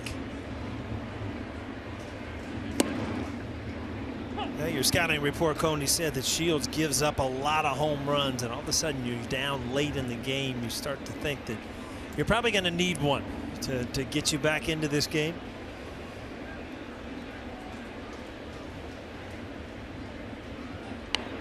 There's a bunt. Will it stay fair? Nope, kicks foul. Have not had the ability to string together hits, only having 1 tonight. So you're going to need the long ball. They're very capable of doing that. So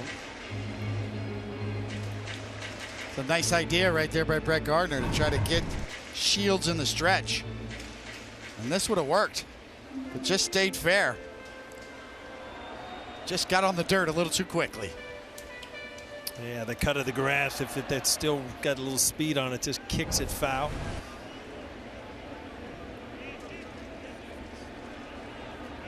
Now, the Yankees only 1 hit and 3 walks, just 4 base runners, but this is the bottom of the 6th, and now you talk about that 3rd time through the order. It's just now happening.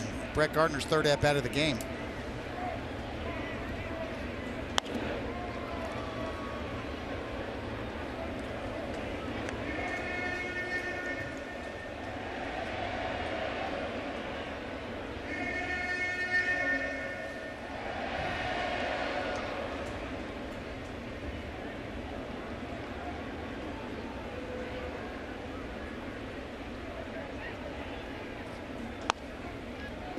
Grounded foul.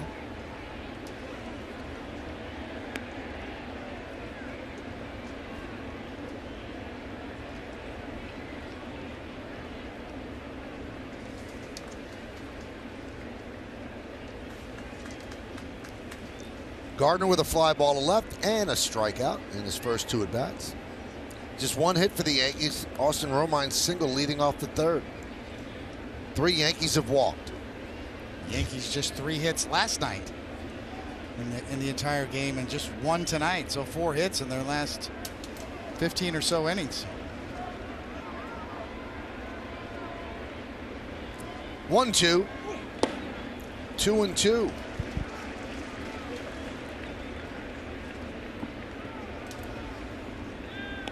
Yankees have actually committed more errors than they have hits tonight, and last night they had the same amount of errors as they had hits. So these have not been 2 of the cleanest games you'll ever see.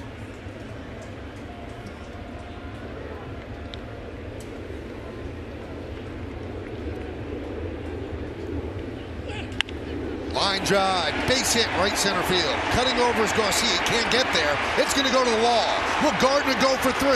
He rounds second. He's going for 3, and it's a leadoff triple.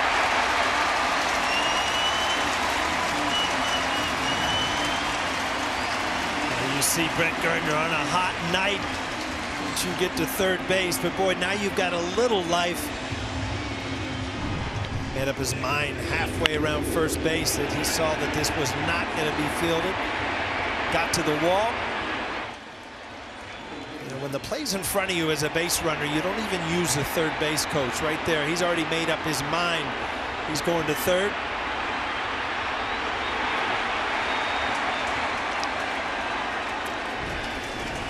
It's a perfect play to get a crowd into it, right? The triple, still one of the most exciting plays. Here's Giancarlo Stanton. Popped up. Moncada will make the play for the first out. He's starting to struggle now. 0 for 3 tonight, 5 for his last 35. Well, the good news is every time he struggles, he comes back even stronger. But right now, you have to get on the board. And you see Shields drop down, but good pitch to hit. It's supposed to be a sinker ball right there. It just got under it.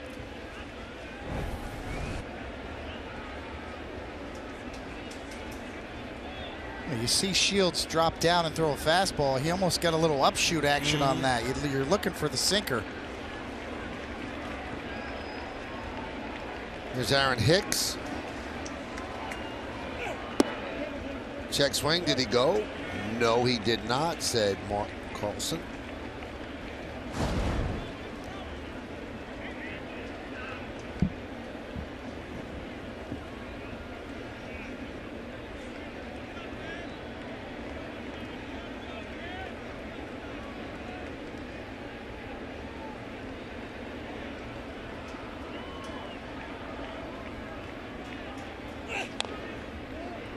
One. Hicks walked in the first and hit a hard shot right down the first base line, but Davidson was playing on the line, took away a double. So Hicks is 0 for 1. Yeah, I'm really admiring Shields' effort out there. Boy, he's throwing everything in the kitchen sink at you. Different arm angles. Everything he's got left at 36 years old in his 400th career start. He's throwing it at you.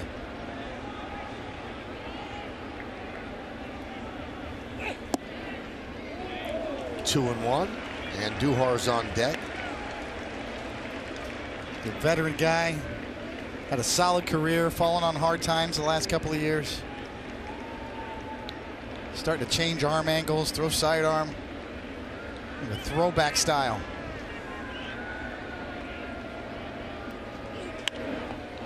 Popped up. That will not get a run in. Sanchez makes the play, and the crowd showing its displeasure.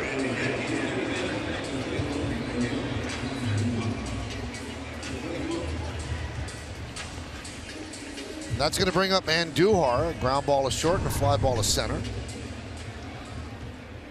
Change up again, ball up in the strike zone. Really good pitch to hit. You see bat head just under it, pops it straight up. Oh, what a horrible feeling, Coney. I still get sick over those. Man on third base, just put the ball in play, knock him in. Here's Andujar, who's gotten a lot of spark plug sort of hits for the Yankees this year. A big spot for him as he takes a strike. And the Yankees would like to answer back with something after the White Sox 3 spot in the top of the inning. Gardner leads off with a triple. You have the number 2 and 3 hitters coming up and 2 pop-ups. Leaves it to Andujar. There it is, a high fly ball left field. It is gone. See ya. Into the bleachers. A 2-run home run by Andujar. Yankees on the board, 4-2.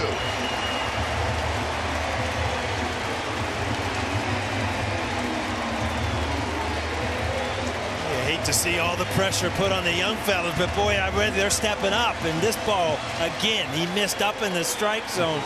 Michael, easy call for you there, huh? That was gone. Right off the bat, a bullet, number 22. He's been doing it all year. He just steps up. Wow.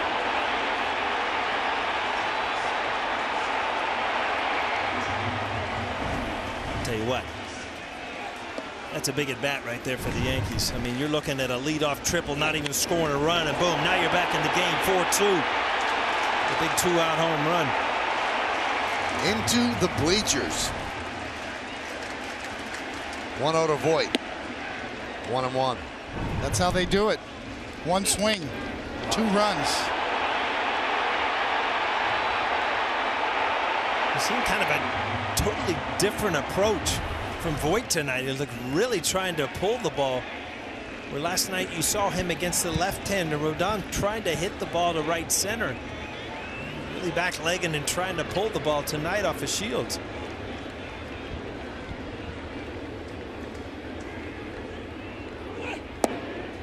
One and two.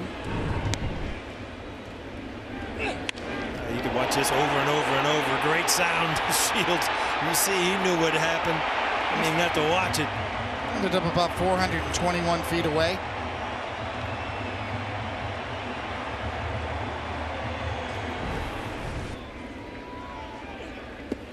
Two and two. Here it is, StatCast AI, powered by AWS. 421, exit velocity of just a smidge under 106. Hmm. 22 homers, 74 ribbies.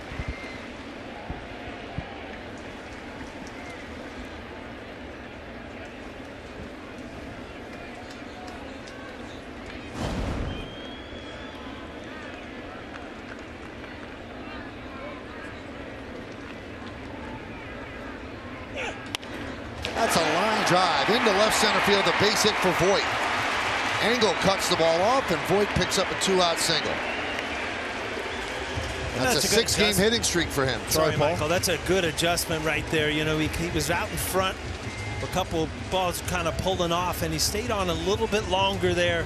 Drove the ball to left center. So you see he can adjust a little bit. A little more close, kind of a hanging slider. Not a bad pitch, really. But he stayed with it. See, wait back a little bit longer and threw the baseball. Well, you can tell by his swing, a lot of power, a lot of extension in this swing. Don Cooper, the pitching coach, to talk with James Shields. You know, it was an Andujar who picked up the big hit, but you noted, Paul, the pitches of Stanton and Hicks are eminently hittable. They just missed them. Yeah, no doubt about it. He has missed up in the strike zone this inning. A couple of them missed by Stanton there, and then by Hicks. But Andujar, he got a ball up in the zone and did not miss it.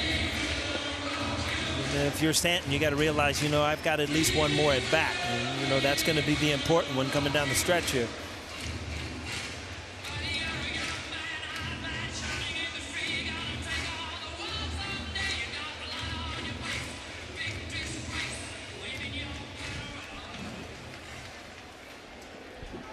So now Torres steps in with a chance to tie the game. Well, you really got to fight the urge here if you're Torres to get real big and try to pull everything. He is able, as we saw last night, 444 feet dead center. He stays on the ball.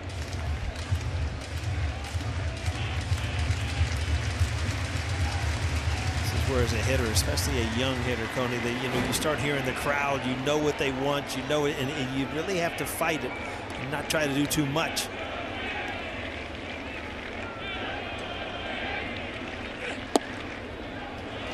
2-0. Good sign right there. Good take.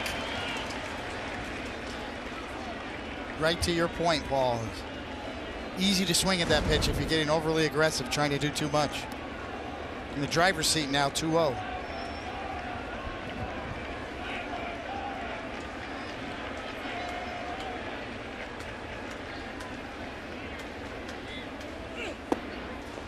Three and 0.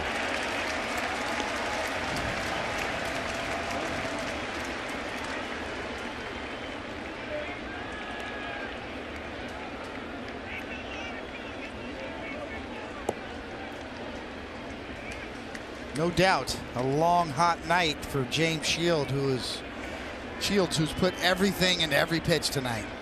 Really been impressive.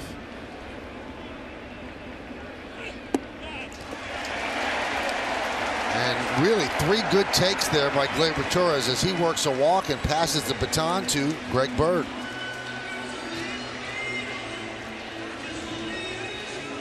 I mean, obviously taking their time in the White Sox dugout, waiting for the lefty to get ready. Well, here comes Rick Renteria. He's going to take the ball from Shields, and Shields will leave with a 4-2 lead.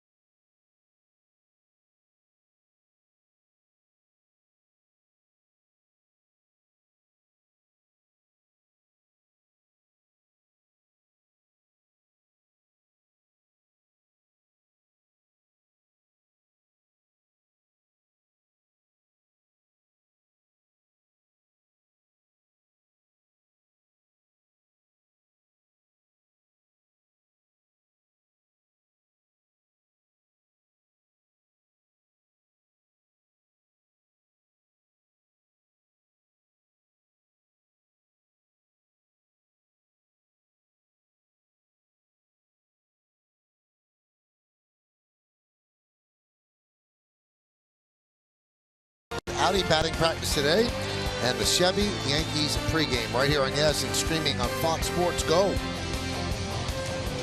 So James Shields pitching great through 5,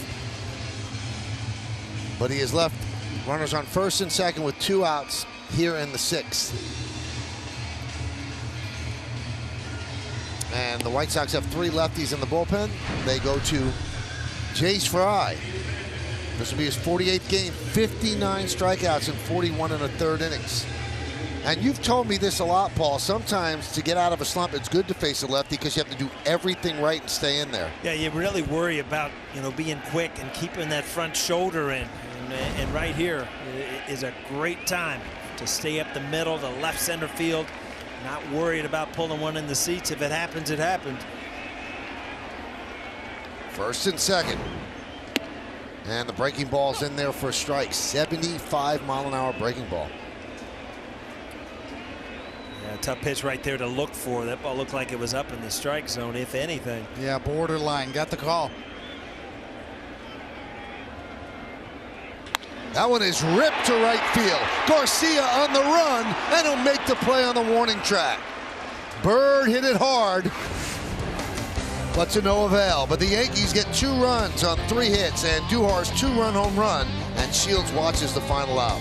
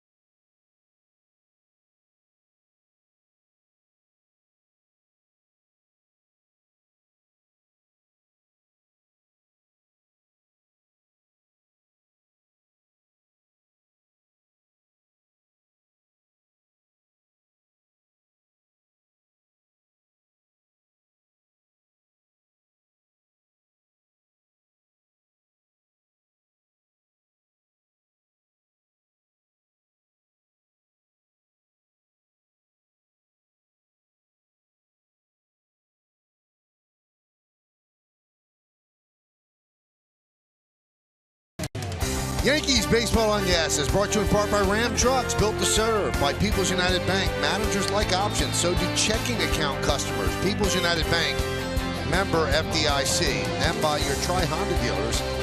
Hurry to your local Tri-Honda dealer for great deals on all models. Well, Greg Bird gave it a ride, but Garcia was there for the final out. Holder's still in there for the Yankees. He'll face Palka. And there's a strike to start the 7th. Yeah, just to get ahead of the curve here a little bit.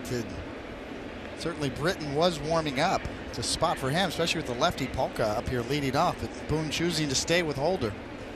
Cadillac scoreboard 4-2. White Sox lead. I loved it the other night watching him in Baltimore. You know, throw more than one inning. I think that's the type of guy he could be, especially late in the season when you get Chapman back.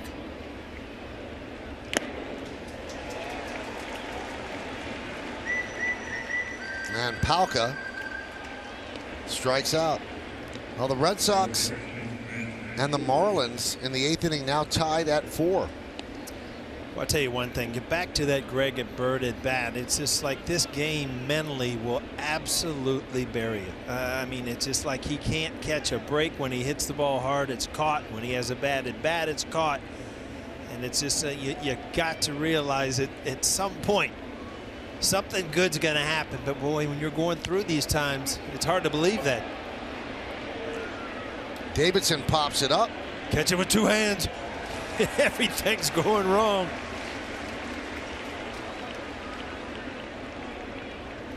Well, it's worth noting that the Yankees got Shields out of the game, so what are they dealing with in terms of the White Sox bullpen? Well, they have the 10th worst ERA in the American League, 4.42. They're 10th in opponents' batting average against. They're 12th in saves. They're 12th in inherited runners scored. And they're 13th in innings pitched, so the starters haven't given them length. It's not a strong point for the White Sox. See how they will try to get these final 9 outs. Narvaez takes a strike from Holder.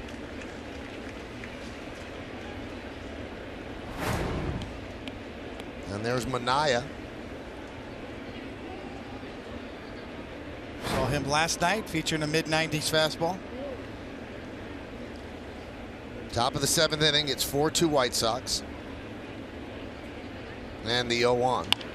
Ground ball second base. Charging is Torres. And a nice easy 1-2-3 inning for Jonathan Holder and the Yankees. At the end of 6.5 innings of play here at the stadium, it's time for the 7th inning stretch. The White Sox lead the Yankees 4-2. But we're going to stay right here as we honor America in the Bronx.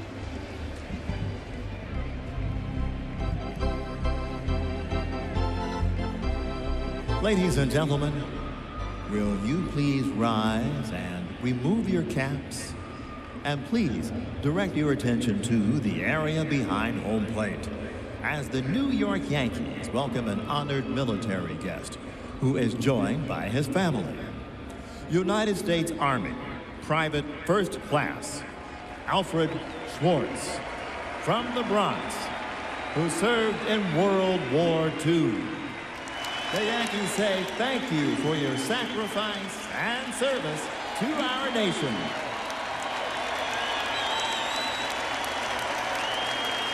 Now, ladies and gentlemen, please join in Kate Smith's rendition of God Bless America.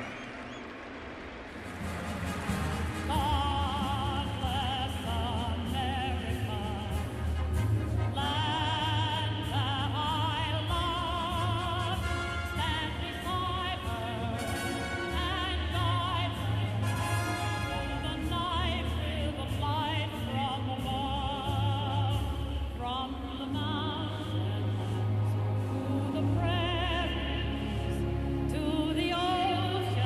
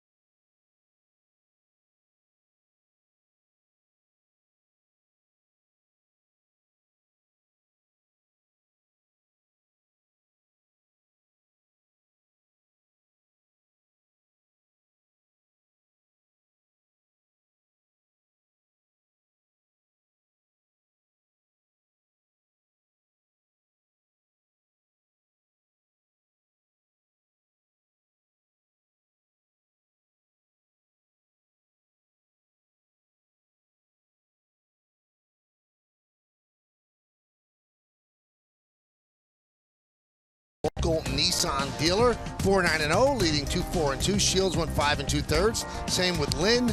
Big hit for Nicky Delmonico, a 2-run single. Big hit for Andujar, a 2-run home run. Romine leads off. And the first pitch is a strike from Fry. Romine singled and walked.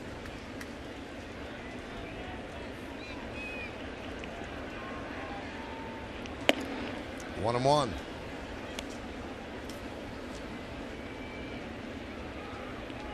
I'll give you a little update, Michael. I don't know if Bob Lorenz gave it, but Jonathan Loaizaga had a nice outing again tonight in his third rehab start. Ground ball third base. Sanchez makes the play. Down in Trenton, according to John Moses, one of the broadcasters down there in Trenton. 4 innings, 5 hits, 1 solo home run, 58 pitches, 42 strikes. Stuff was legit again in the mid-90s with his velocity. So good news for Jonathan Loaizaga, and on target for a September return. A little depth for the Yankees. Cadillac scoreboard 4-2. White Sox over the Yanks. Here's Torreyes.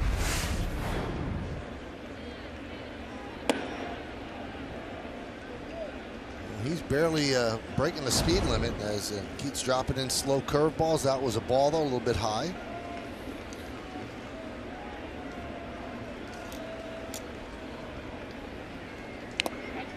One and one. Torreyes tonight is 0 for 2, a strikeout and a ground ball to short.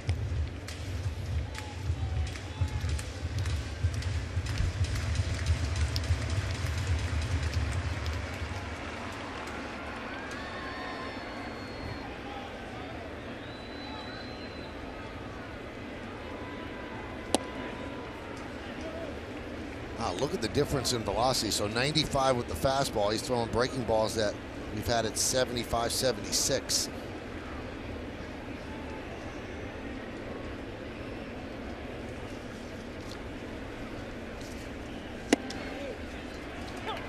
Two and two.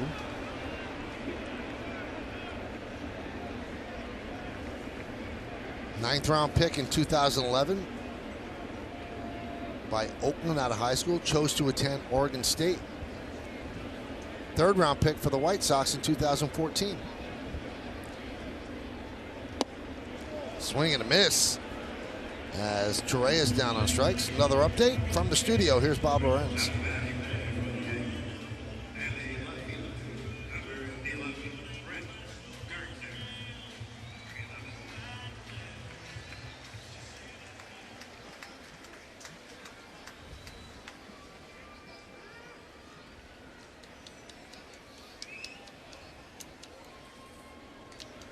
Remember, the Red Sox lost 3 in a row to the Tampa Bay Rays. They had last night off, and now the Marlins have come back to tie them. Here's Brett Gardner. His speed from home to third on the triple leading off the 6th inning. The fastest triple by a Yankee since StatCast started keeping those kind of things. So he was flying.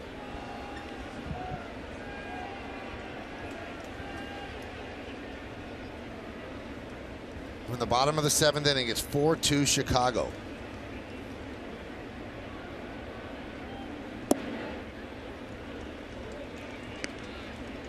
One and one. Courtney, this is kind of the old school lefty with the big breaking ball that kind of freezes lefties, but he still throws mid-90s. Tough at bat from the left side.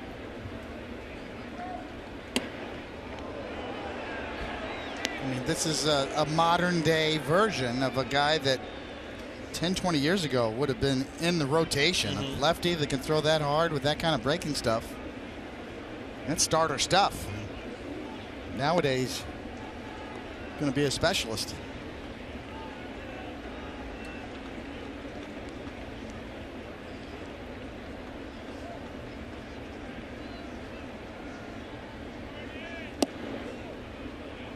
Two and two, and Gardner did not like that call.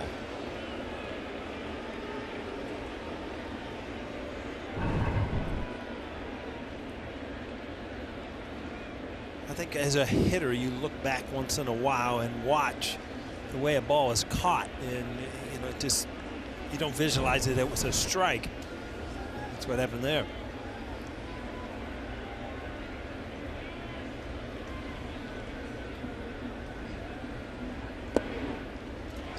Three and two. Gardner gets on. That brings up Stanton as the tying run here in the bottom of the seventh.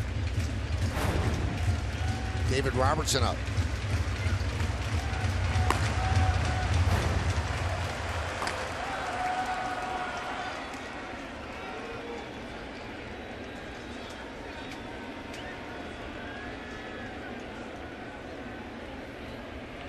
Three-two. Tap to short. Anderson will get Gardner for the final out of a 1-2-3 inning. So Fry has come on and retired all 4 Yankees that he's faced. We go to the 8th, 4-2 White Sox.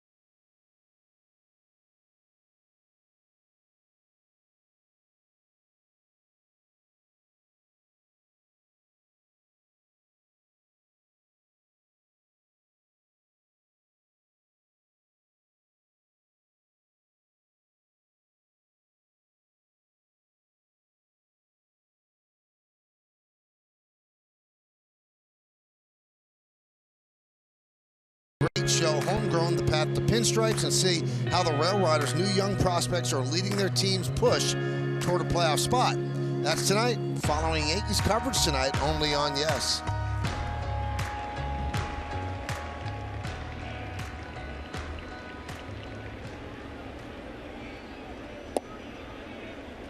And there's a strike to Anderson. As Holder still in there. Hyundai scoreboard, top of the 8th inning, 4-2 White Sox.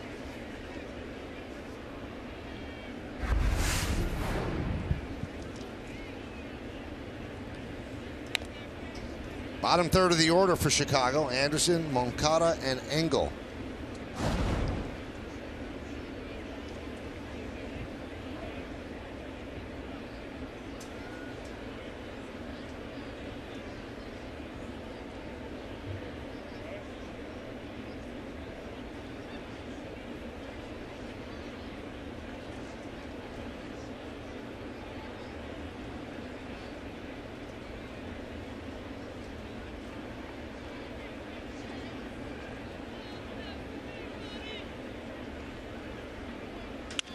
That one is ripped to left field, but right there is Gardner. He'll make the play. One away.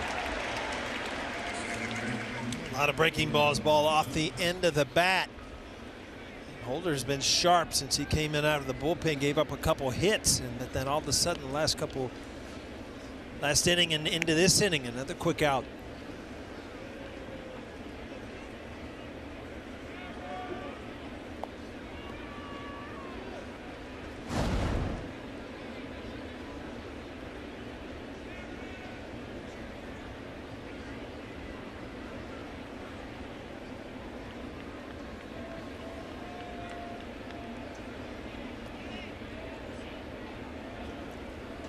Moncada takes outside.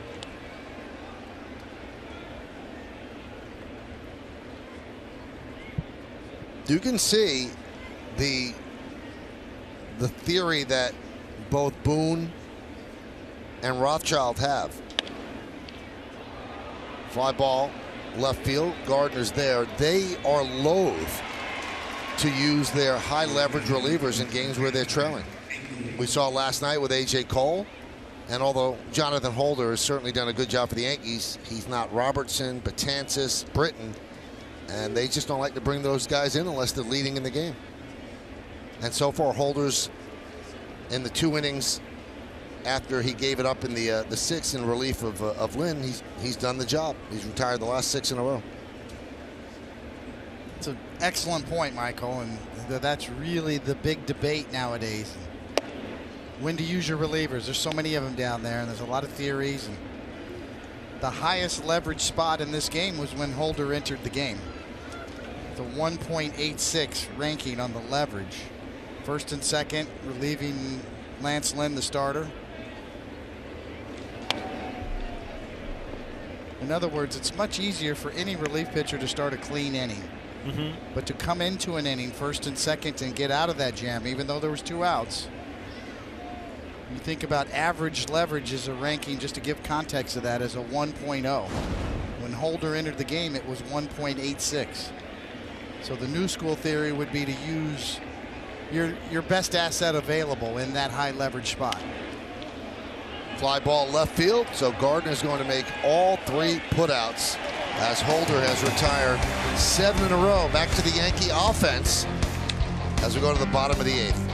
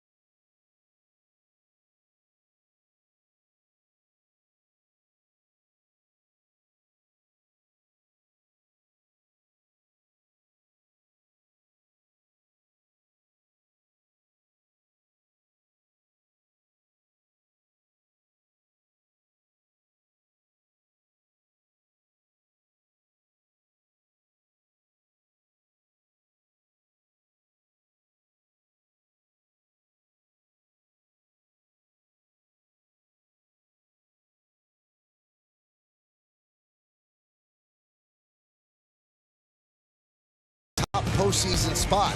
Coverage begins at 8, presented by Etihad Airways right here on Yes. I think a quick CFC is a good team. You can go to a quick little shot to Columbus. Me and you, I can show you where I grew up.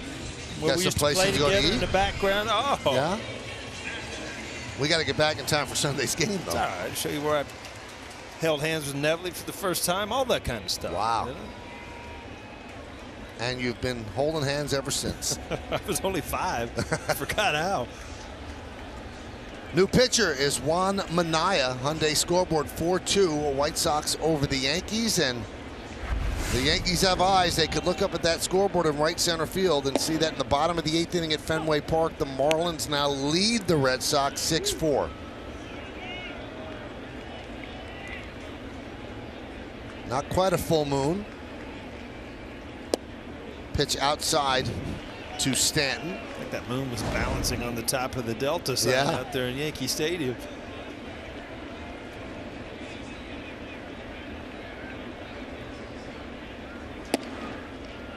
One and two. Stanton stuck on 299 home runs.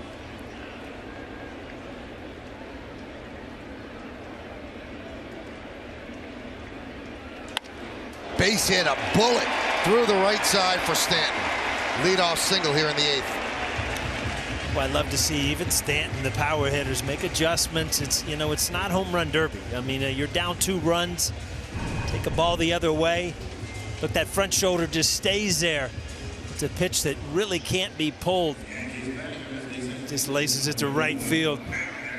Good start for the Yankees here in the bottom of the 8th. That was 112 miles an hour off the bat. Uh-oh.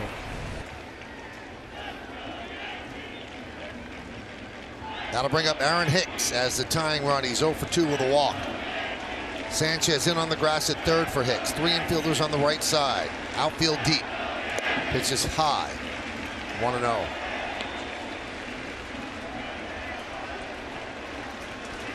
Center fielder Engel shades slightly toward right center.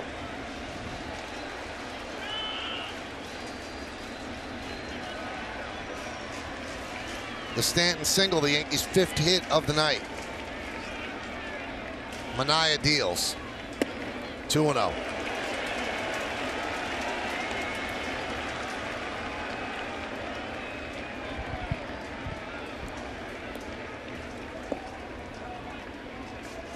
This is a tough pitch to really let it go if you're Aaron Hicks. And what I mean, it's 2-0. Sure, you look fastball, but you haven't seen anything from Manaea even close to the strike zone. So, you know, you really haven't picked up anything around there to swing at.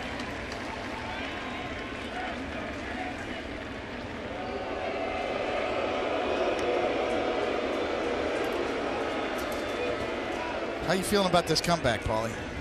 You know what? I still feel like you're one long ball away. I think it's gonna, you know, if you get that next big home run, you're gonna win this game. They have not been able to string together a lot of hits tonight. Reno. Well, I just finished my Starbucks quad shot. Should I get another one? I got a little extra here if you're ready to go.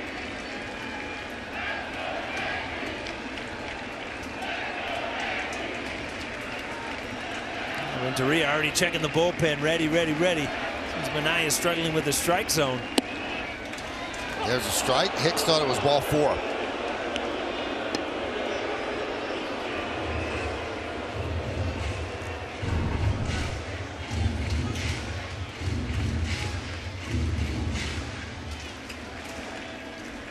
A pretty good pitch, I thought. Borderline, maybe just catching the black. Oh, here we go. We'll see it right here. Ooh. Is the black part of the plate? Wasn't supposed to be. 3-2 on Hicks.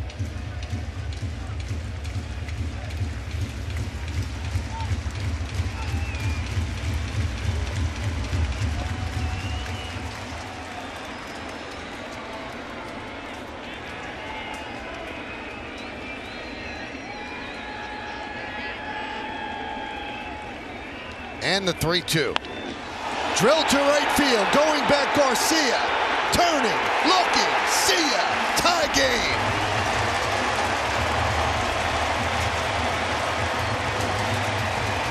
Where's the runner, folks? Get that double shot. Coney needs it. 4-4. Huge home run. Sitting on a fastball after he saw a couple.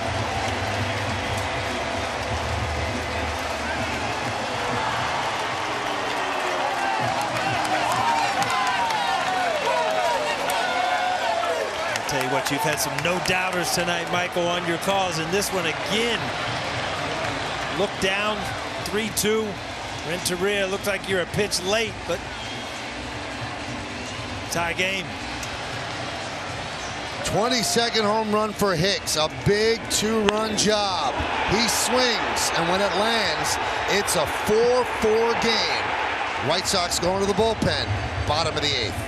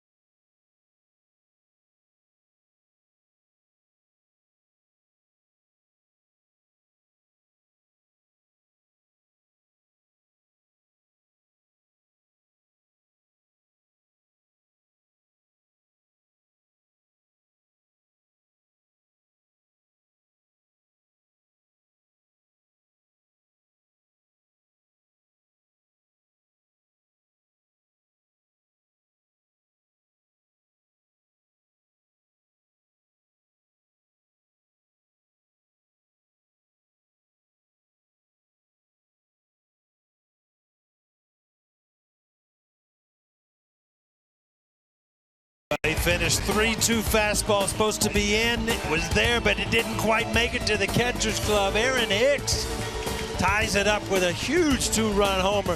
Look at Stevie. Stevie knows it. That's a big pickup for the Yankees, man. It just seems like they have been dead offensively. A couple big home runs tonight, and you know, you got to remember there was adjustment before that where Stanton went the other way to put Hicks up there. A 2-run homer could tie the game. Dylan Covey, the new pitcher, deals outside. You know, there's been a narrative of late that, well, the Yankees aren't having fun. There's no energy. And if you take a look at that dugout after that home run, they look like they were having a blast. And, you know, no less an authority than a Hall of Famer, one of the best pitchers of all time, Pedro Martinez, said the team looks flat. But my point has been that they're not hitting. And when you don't hit, you can't really have fun. And they're not a team that's going to steal bases or go first or third a lot. They need home runs. And again, they look like they were having a great time in the dugout just then. So here's a team that looks like it's enjoying itself. Yeah, no doubt about it. I mean, everybody realizes the importance of games. And, you know, it's just not the teammate. Look at the coaches, too. I mean, when you're all in, you're all in. Kind of the classic question, what comes first, the chicken or the egg? Exactly. I never have figured that out. Can somebody help me with that one?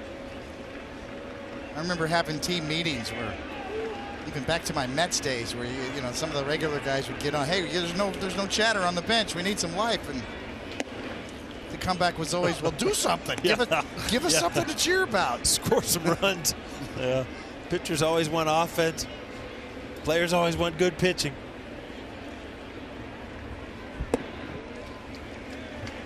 Count 1-1 on Voit.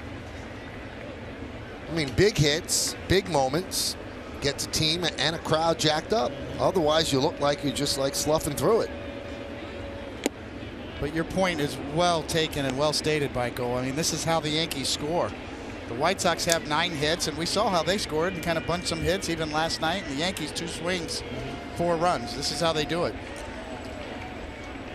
You like to see Lance Lynn get off the hook. He threw the ball too well tonight to deserve a loss. So now this game will be decided between the bullpens. If you're Aaron Boone, Larry Rothschild, I think he'll take that challenge and go with it. And meanwhile, bottom of the 8th inning, Marlins 6, Red Sox 4. Here's Gleyber Torres. He has walked twice and lined out to third.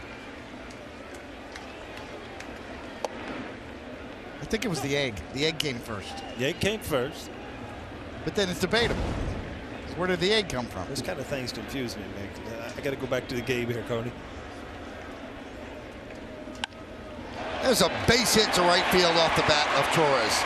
This is the Torres you've been waiting for, Paul. I remember talking to him in Miami, and just about the same thing. And boy, he's just, you see, still the high leg kick, much more balanced, and there's no, everything is neutral until he picks up the ball. And right there, this is a ball that he can stay with, go the other way. Last night, dead center field. There are pitches that he's going to pull. Such a great swing.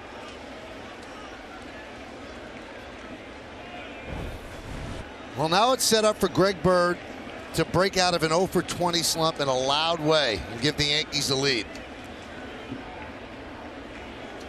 Bottom of the 8th, tie game. And that's over the head of Davidson off his glove. And now a single might give them the lead as Torres will move into scoring position on the E1. You know, it's funny, the way you call that, Michael, is okay, now it only takes a single. And as a hitter, you do kind of step out and kind of reboot, because with him on first base, you're looking for a pitch to drive, get a ball in the gap, try to drive him in. Now you're looking to just anywhere. You ball away, you want to take away, ball in, you want to pull. Much different hitter when you're looking to score from a guy from second base.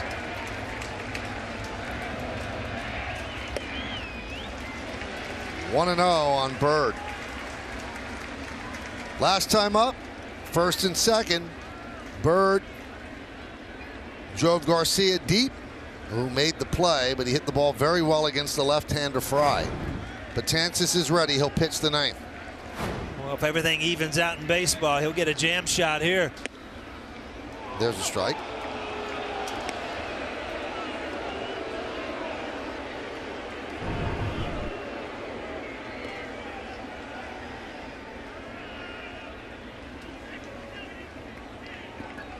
Well, that was a called strike. It was not a swing, so 1-1.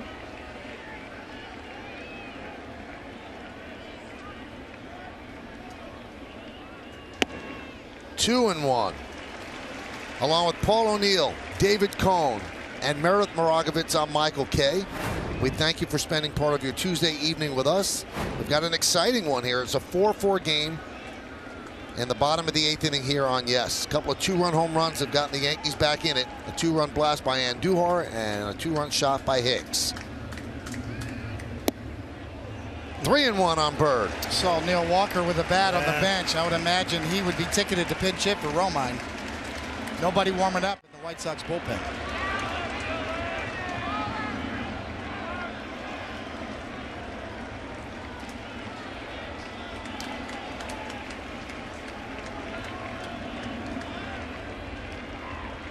And the 3-1.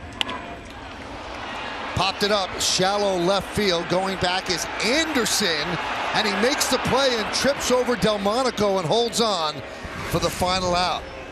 But the Yankees have come off the canvas, trailing 4-0 at one point, then 4-2 going into this inning. But this swing by Aaron Hicks has tied the game as we go to the ninth, 4-4.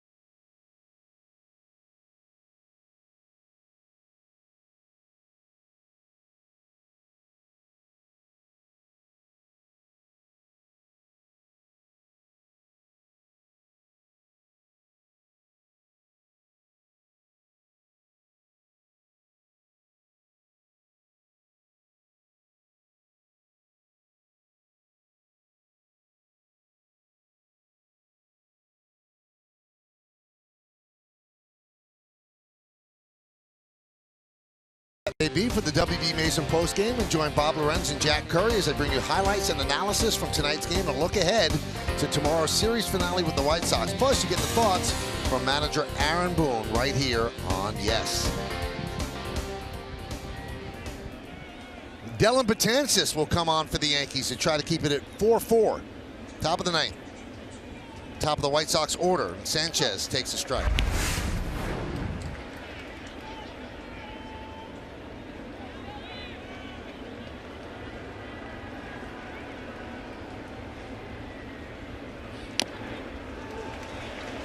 Oh, 2.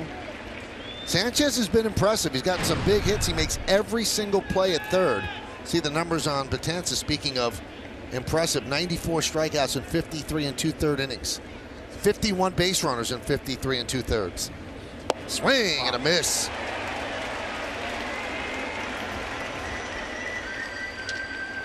come out of the bullpen with a backboard breaking ball, 98 on the outside corner, and then a put away down and in. That's the up and down curveball. When Dylan Betances gets that up and down one going, that's his key with his good fastball. This is now the 34th consecutive relief appearance with at least one strikeout, as Delmonico rips one into right center, but a nice running play by Stanton for the second out.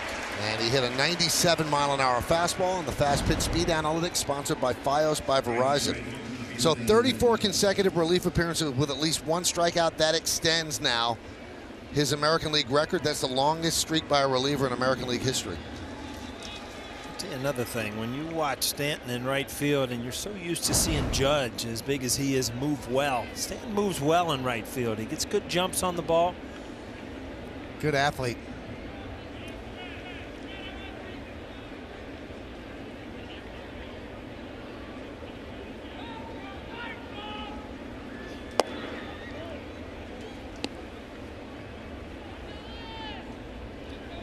.37 2/3 innings, just 13 hits and 3 runs to go along with 64 strikeouts.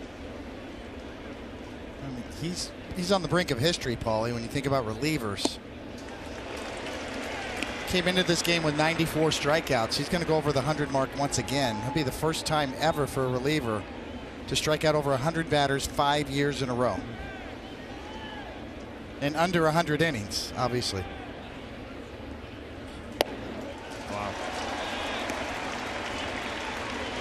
Here are the numbers that David's talking about. So last year, he just made it with 100, and now he's 5 away to make it 5 years in a row. That would be the first reliever in Major League history, as David mentioned. Crowd looking for a strikeout.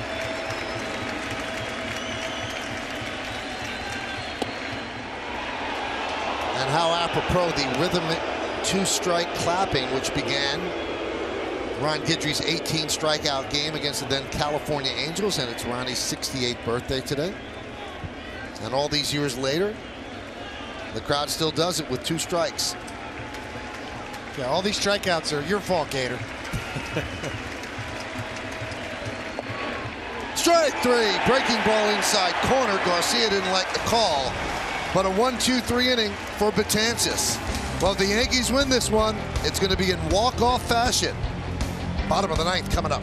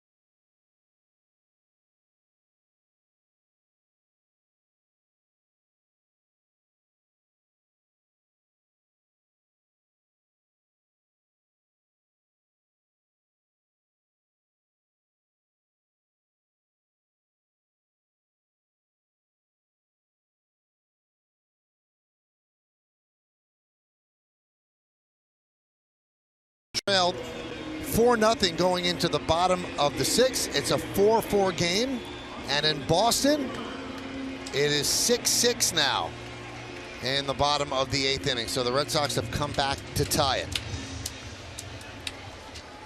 Dylan Covey is still in there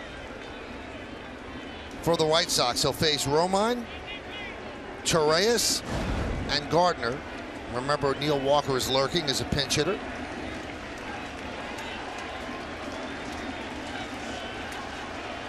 Romine 1 for 2 with a walk. Right-hander deals, and there's a strike. 0-1. A 2-run home run by Andujar gave the Yankees some life. Rondon takes over at shortstop.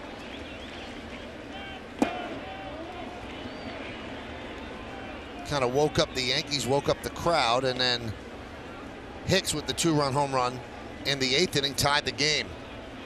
A jolt of electricity. Much needed.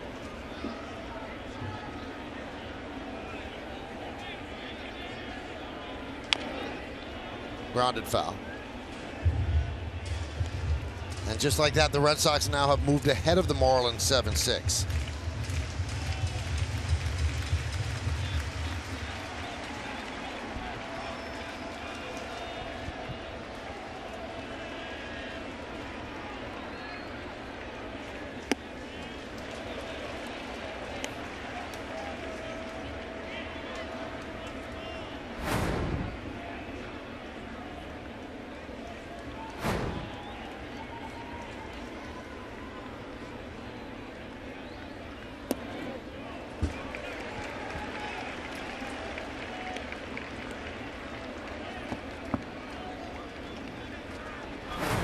Zach Britton up in case there's a 10th inning.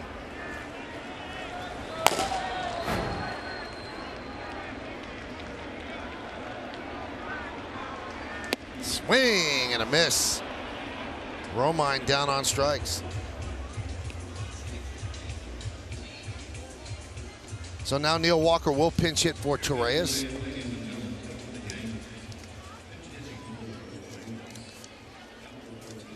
I'm going to change my vote, Paulie. I think the chicken came first. You're going over that over and over.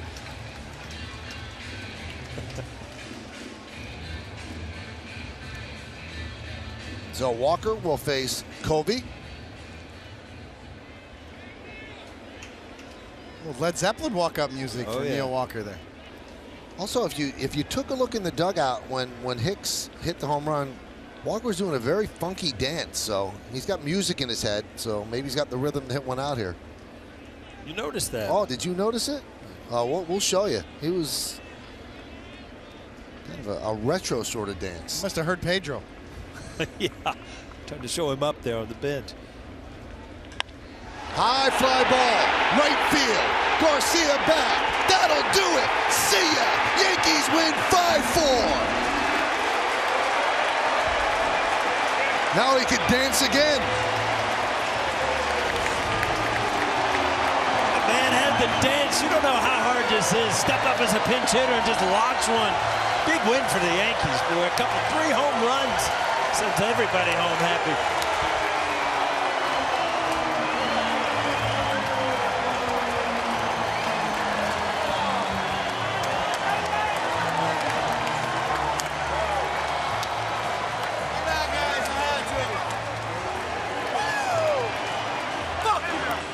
Michael, some games make you feel a little bit better than others, and this one all came at the end of the night. And boy, what a great comeback for the Yankees, and then a walk-off from a pitch hitter who's done a lot for the Yankees recently with Walker. So a Walker-off win with the pinch hit home run. That's his second walk-off home run in his career. The other one with Pittsburgh on opening day in 2014. And Meredith Marakovits talks to Neil on the field. Thank you, Michael. Neil, did you have your mind made up that you were going to be aggressive early when you stepped to the plate? Yeah, you know, it's hot out tonight. It's hot out tonight. Delayed reaction. You know, I saw him attack Greg in the inning before with a lot of fastballs, and I just wanted to make sure I was ready for him. You clearly made it look easy, but how difficult is it to step to the plate in that situation and produce? You try to keep it as simple as possible. You try to keep it as simple as possible and keep the swing short, and that was about a perfect scenario right there. Can you describe how personally satisfying it is to walk off at Yankee Stadium? Yeah, that's unbelievable. This is, you know, it was a slow night for us, but we ended really, really well, and you know, we're grinding a little bit right now, but we know we got a lot better baseball to play in front of us. Neil, thanks for the time. You got it. Thank you. Michael, we'll send it back up to you. All right, thank you, Meredith. So he gets cooled down on this hot night. And this is how he sends everybody home. This is how the Yankees score. This is how they win games. Home runs. A couple of two-run shots, tie it. And this one sends everybody home happy. A pinch hit, Neil Walker-off home run. And everybody liked what they saw. And why wouldn't they? For a while, it looked like another tough one for the Yankees, but the home run bailed them out. And this is how the dugout reacted. They seem like they're enjoying themselves. Look like they're having some fun. And when you win games like that, that's exactly how you're going to feel. We have so much more to come from the stadium. A heart-thumping, exhilarating, come-from-behind, home run-led win by the Yankees. We'll be back.